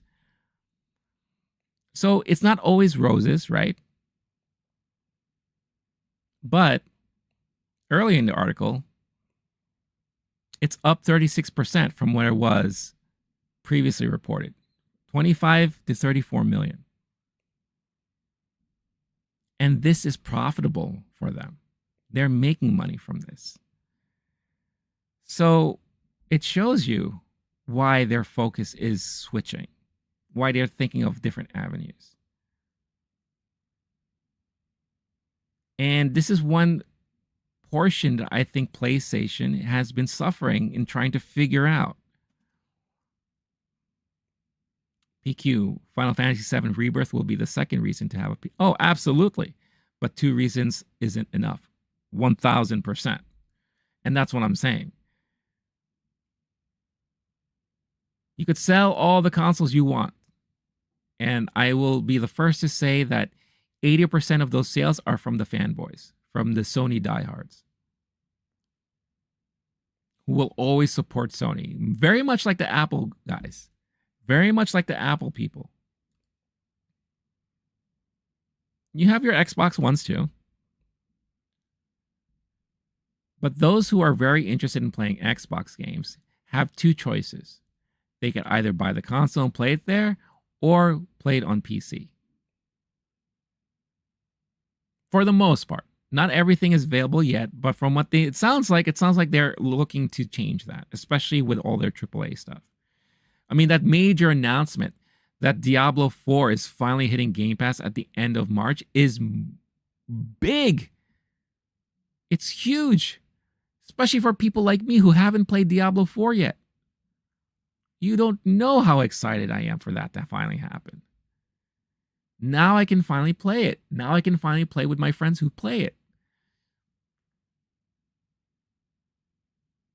And knowing that can only mean that it's going to be available to play on Game Pass for PC too. Because usually that's how it works.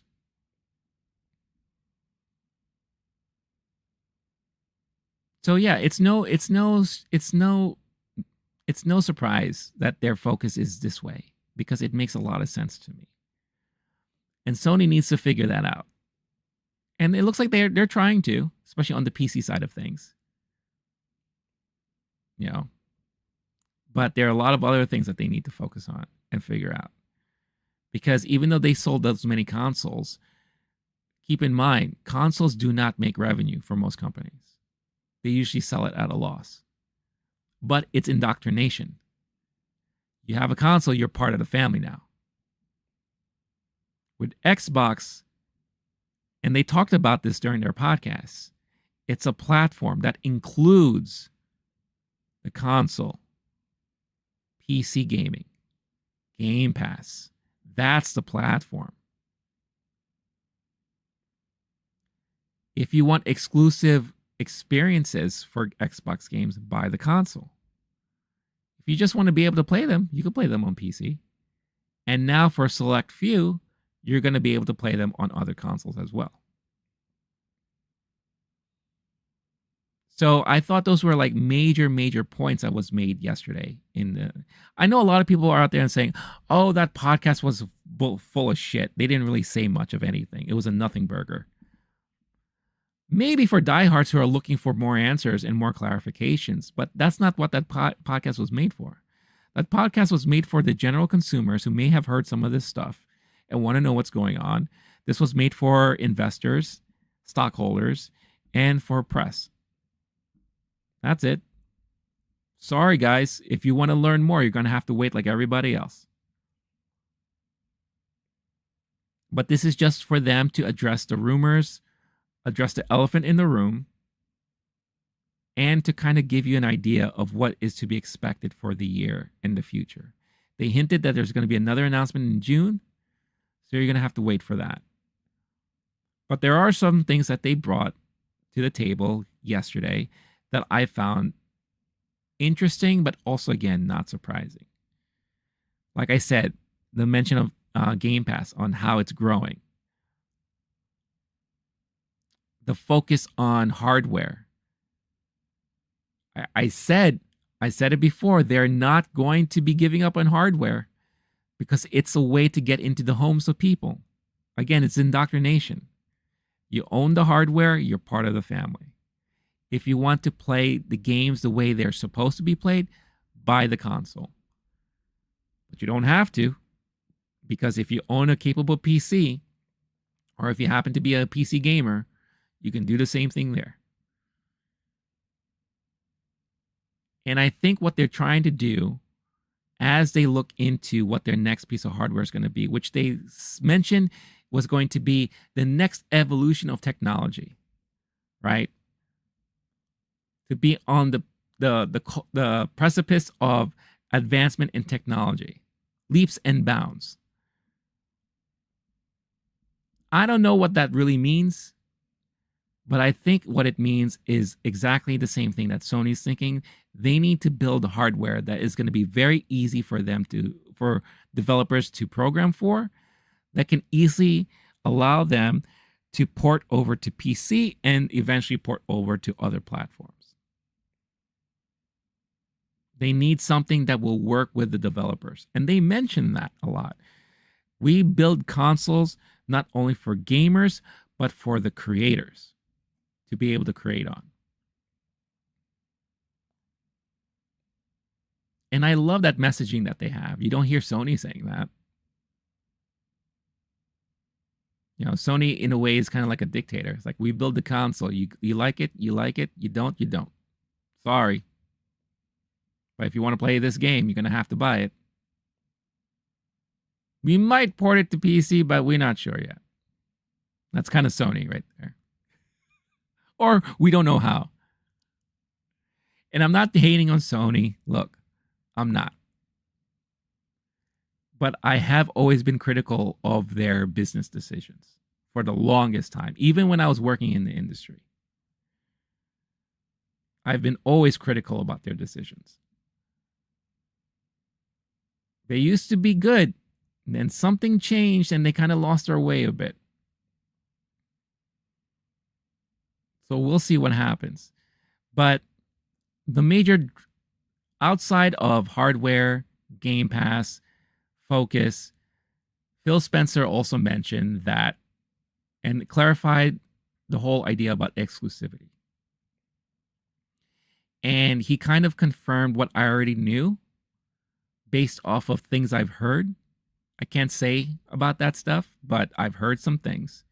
And what I've heard is that they've always had a mindset of having exclusivity windows. We've already seen it with some of their stuff. It's just people forgot. Did anyone remember that when Cuphead first came out, that was exclusive to Xbox? For a bit? Did people forget that? There are other games like that too. PUBG. When that first came out, that was exclusive. For a bit. You know, Xbox has been doing this for a minute. And I love that he clarified Starfield and Indiana Jones are not the games we're focusing right now for multi-platform. right now. Give them 3 years, that's going to change. Because I heard their focus for exclusivity was going to be anywhere between 1 to 3 years. Have it on our console, on our platform for this amount of time, then we will port it over so everyone else can enjoy it and we can reap the benefits from it. That's what I heard. That's what I came to understand when Phil Spencer spoke yesterday. So it makes a lot of sense. And it's something that they've already been practicing. It's just I think people tend to forget that. Then he mentioned that there were 4 titles that he is working on, that studios are working on to test the waters with multi-platform. 2 are community-driven games, and 2 are kind of smaller games. So that got me thinking.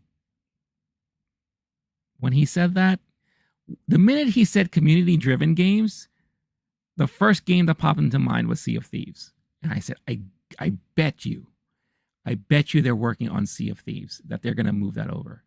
Because they have been trying so hard to push that game and promote that game and support that game. And the diehard Xbox fans love that game. I don't. I'm not a big Pirates guy. I just never saw the appeal in it. But I feel like that's got to be it. Because the way I approached the look, and trust me, after I watched the podcast, I spent several hours doing research. I pulled up all the Xbox exclusive titles that came out in the last 5 years. Again, knowing what I know, and I went through the list, and I said, which of these could benefit from a multi-platform release that Xbox, Microsoft have been pushing for some time? Sea of Thieves is one. Number 2, I think, is Grounded. When Grounded first came out, it came out as like a preview, a game preview on Game Pass. And this came out in 2020, around 2020, when I used to stream on Twitch. And some of the people I got friendly with, they all started playing Grounded. And they said, oh my God, this is like a low-key great game. It's a lot of fun. It's a different multiplayer experience, and it's a lot of fun. And for now, you were only able to play that on the Xbox platform. This is another game that is also community-driven. They've been making updates to it. Those who play it love it. That could benefit from a multi-platform release. And personally, I think those are the 2 when it comes to the community-driven titles that he was talking about. Those are the 2 games, in my opinion, that we're going to start seeing go multi-platform.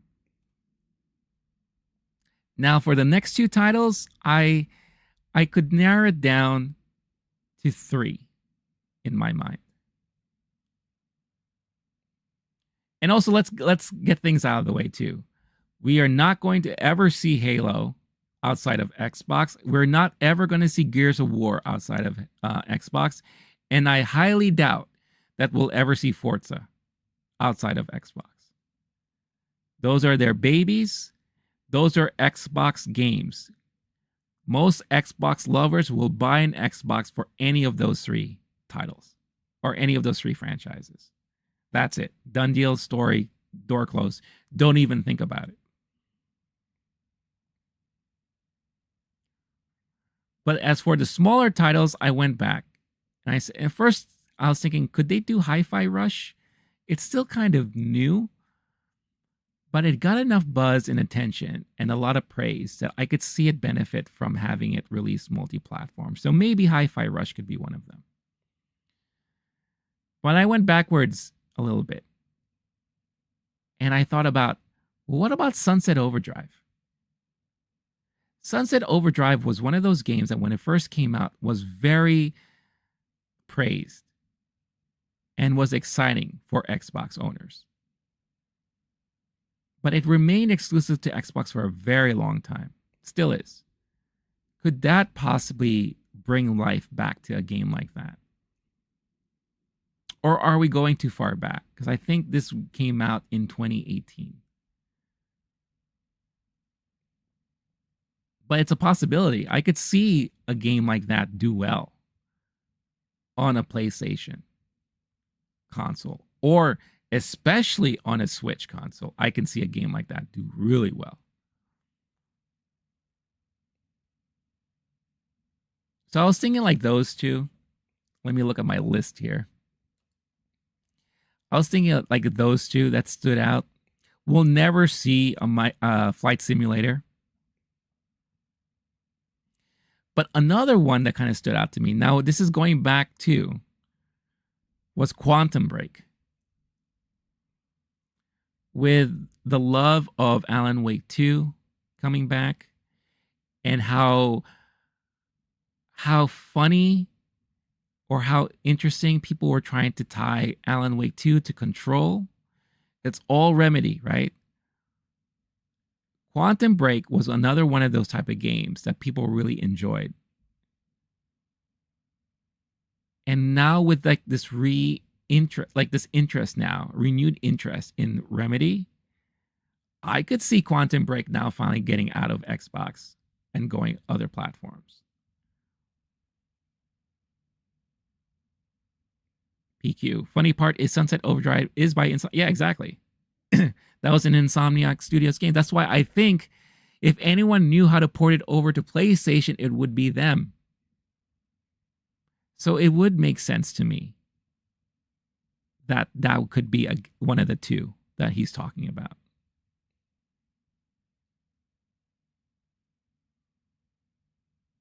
And for the other two, and for the other one, it could be any one of the ones I'm talking about. Quantum Break, Hi-Fi Rush, maybe Pentiment. This is other game from Obsidian. You know, it's like a murder mystery. I kind of like the look of it. I haven't played it yet, but I was always curious. That could be something that could be appealing, especially again. You have to look at it in the lens of PlayStation and Switch. And a game like that could do really well on Switch. Plus, it's not really like taxing as far as you don't need strong hardware, I think, to run a game like that.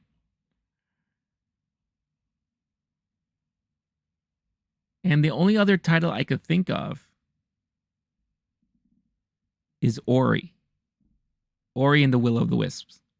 Because if my memory serves me correctly, this is still an Xbox exclusive. And again, I can see this doing really well on both other platforms, whether it be Switch or PlayStation. You know, but those are my guess. I'm very solid and confident that the two community-driven games that he's referring to is going to be Grounded and Sea of Thieves. I'm so confident in that and thinking that that's going to be it.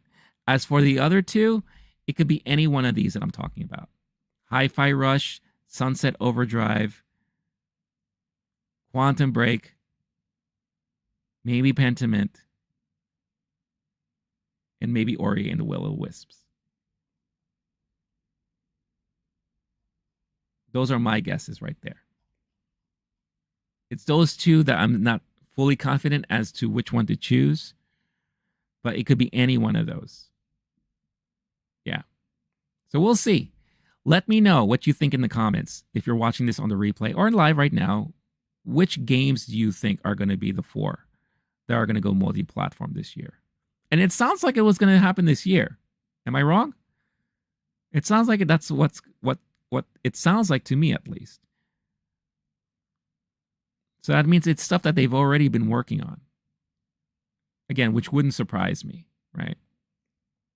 And they did hint that in June, when they do another one of their kind of presentations, they are going to be revealing hardware during that time.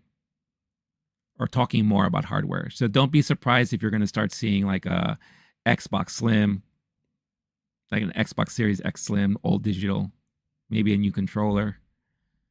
And who knows, because they talked a lot about portable, on the go gaming. They talked a lot about it.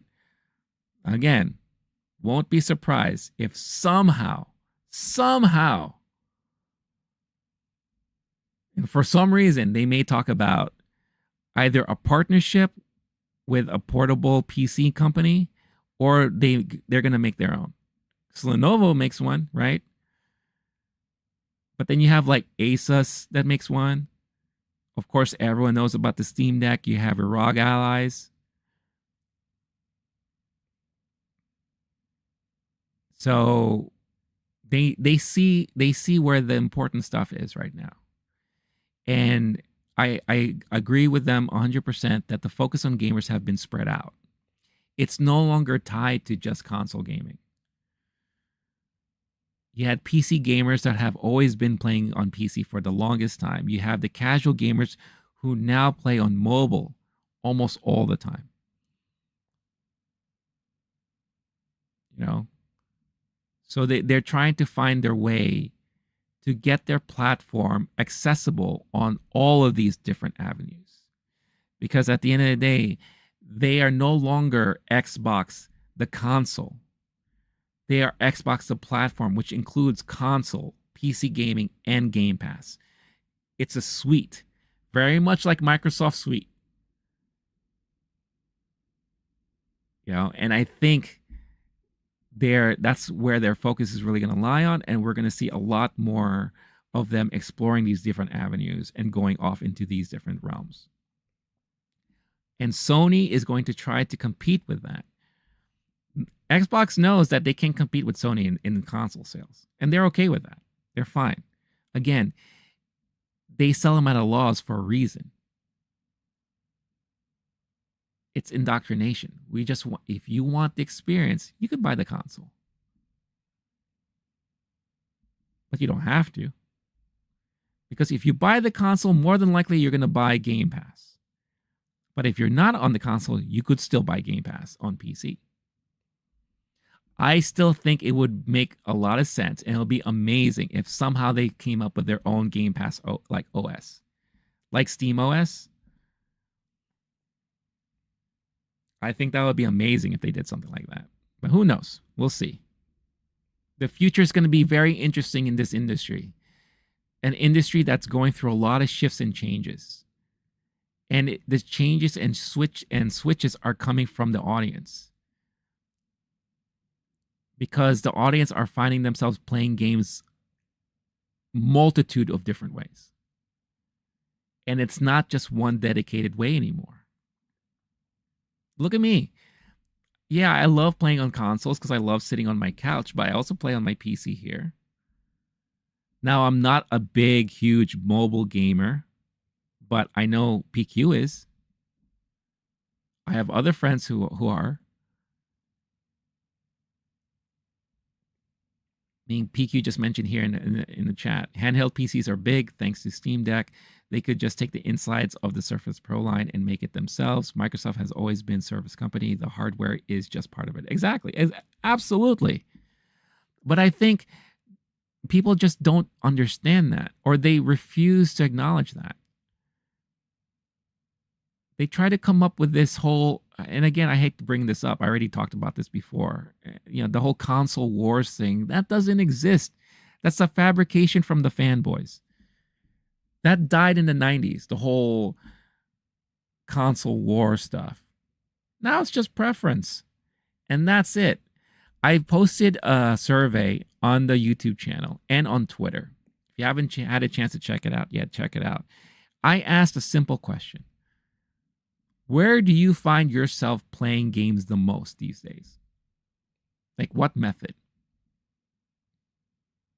Because I guarantee you, asking a question like that now, you're going to get a different response than you would have gotten 10 years ago. And it's not about, you know, I wasn't asking preferences. I was asking, where do you find yourself playing games the most?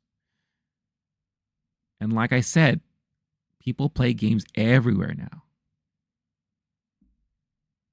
Mobile phones, PC, laptops, tablets, Nintendo Switch, and then you have your consoles.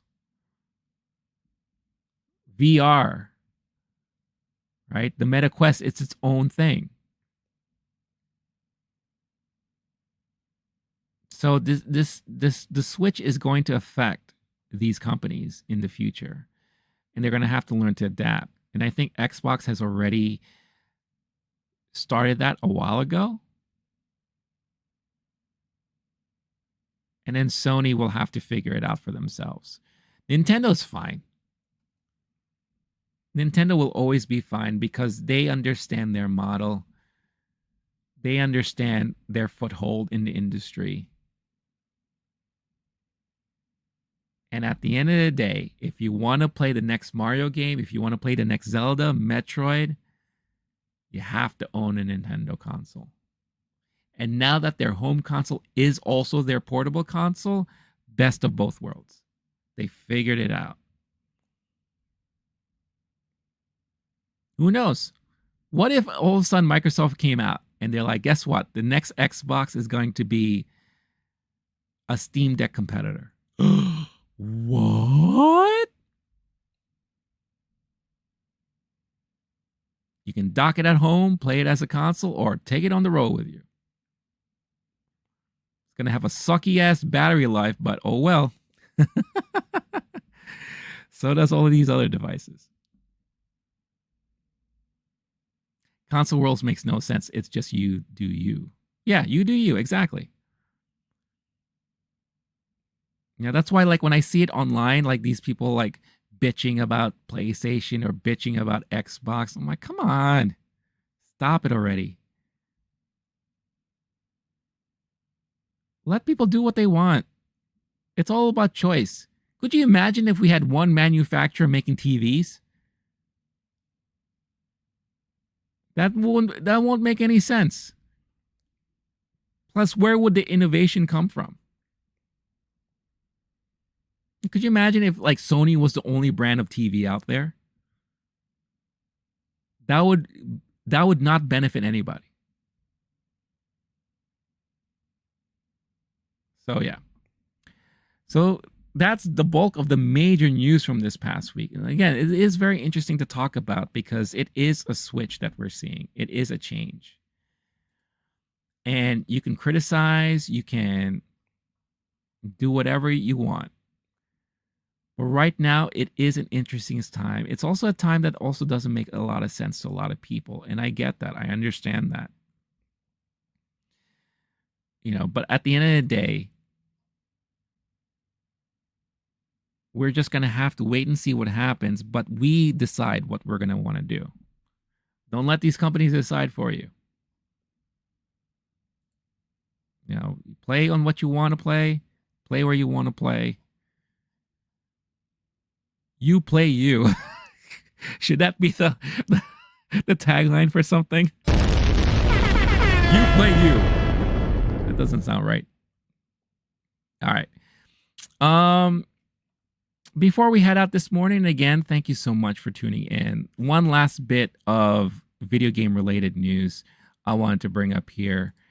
And that is this week, also to celebrate Valentine's Day, we got a new collection of Tomb Raider remasters. They remastered 1, 2, and 3 Tomb Raider, which looked fantastic, by the way. If you have a chance and you're curious about them, check out Digital Foundry's video that they put kind of reviewing the tech specs behind the new Tomb Raider remasters. They did a lot of remastering, and it looks amazing. It does make me curious to want to play it because I haven't played these games in ages, probably since I really focused on the first PlayStation. Starlord chiming in. Imagine if Elon Musk was the only car. Oh my gosh, no, please. No, please, no. That would be a nightmare. A nightmare. But here I am. This is probably one of the only rare few times I will be on IGN, because if you know me, you know me. I don't like these guys. But Tomb Raider dev reveals Lara Croft's official redesign. I can't believe they're once again redesigning Lara Croft. I thought they already had one, and it looked fine to me. And then they abandoned it, and now they're redesigning her all over again. Crystal Dynamics has revealed a first look. Hold on, let me make this bigger. Official first look at Lara Croft's redesign, presumably debuting proper in Tomb Raider Next. As reported by Polygon, a Tomb Raider website was launched February 14th on Valentine's Day, which happens to also be Lara Croft's birthday, to celebrate the franchise, while a remastered collection of the first 3 games launched on February 13th. The website also gives fans a quick look at the heroine's future appearance. And here it is, which kind of looks like we're going back to the OG Lara Croft look. I saw some brutal comments online saying that she looks like a dude. Yeah. I don't get it. I don't understand it. PQ. So it's the same design as the last games, but with old school clothes. Yeah, exactly. Like, why? Why do we feel the need to have to go back like this? Let's go to the website. Tomb Raider. Let's enter. Oh, what happened? It just changed. I don't want to buy this now. What is this? Oh, I see. We're scrolling here. What is this? Behind's look at Tomb Raider, The Legend of Lara Croft. And you behind... Oh, yeah, that's right. They are coming out with a Netflix thing. Ooh, what is that about? When did this come out? 4 months ago?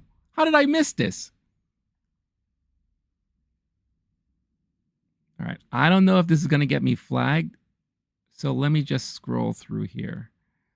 Because I forgot they were making a Lara Croft anime. Let's see. I just want to see. It's a lot of breathing, Lara. Okay. She looks cool. See, but isn't this... All right. This is what now you're confusing me. I'm getting a little pissed off. Wasn't this the look that we got in the more recent games that we got? Isn't this what we got in the more current gen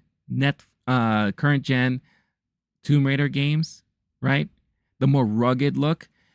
If you're going to put out a Netflix series or movie or whatever this is, right? Then why the hell are we going back to this look?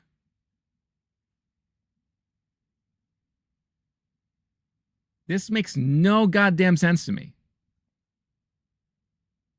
They're lost over there. I don't think Crystal Dynamics knows what to do with this property. And I think they've been struggling to figure it out for a while. Because the current gen Tomb Raider games have gotten good praise. I thought people liked that. So why are they now trying to reinvent things? I just don't understand. That is just so bad. It is so sad. That doesn't make any sense at all to me. Anyway. The next mainline game in the franchise is currently being developed in Unreal Engine 5 and known as Tomb Raider Next. Amazon Games is supporting development, though little has been said about it since its announcement in April 2022. It'll be the first new entry since 2018's Shadow of the Tomb Raider, which wrapped up a trilogy of games. This series reset Lara Croft's origins in a grittier setting, but it's unclear how Tomb Raider Next will fit into the equation. Well, from it looks like we're going back into the OG kind of la-di-da Lara Croft. I don't know. I don't get it. But yeah, that is interesting to see. But anyway, that pretty much does it for the video game news for this week. Again, a lot of stuff dropped, a lot of things today. Please let me know what you thought about anything that was talked about today. What stood out to you the most? I will end this morning's stream with this look at Zendaya at the Dune premiere there in London. She looking like C-3PO. Whoa, look at that ass. There you go.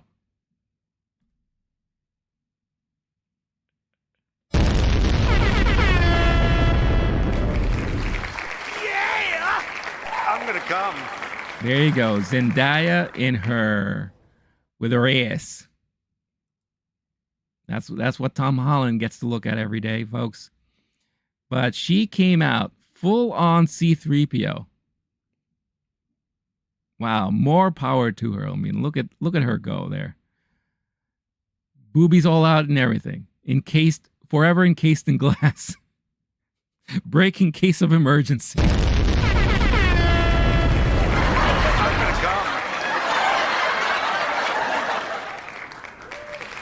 Yeah, looking dead at you with those eyes saying, if you want me, you're going to have to come get me. I thought this was so interesting to look at. I mean, and then Timothée Chalamet was wearing like these weird silver pants and all that. Like they were going real like Metropolis 50s, 60s style sci-fi. But yeah. I had to share this. I had to talk about this because this is a look. This is definitely a look. All right, y'all. On that note, I think it's time to call it. So that everyone can go out there and enjoy their Friday. But thank you so much for tuning in. As always, shout out to PQ, Star-Lord, always keeping me company. I love that. Hope you all have a wonderful weekend. 3-day weekend. If you're in the United States, enjoy the holiday. Enjoy the extra day. Hopefully we'll get some decent weather. And I will catch you back here on Monday, on the holiday of Presidents. Back 10 a.m. Eastern Time for another live stream. If you haven't done so yet, like or dislike. Subscribe if you haven't done so yet. Stay tuned to the channel for other uploads coming soon. I will catch all of you next time. Until then, stay cool, stay class, stay safe. Peace out, everybody. Bye-bye.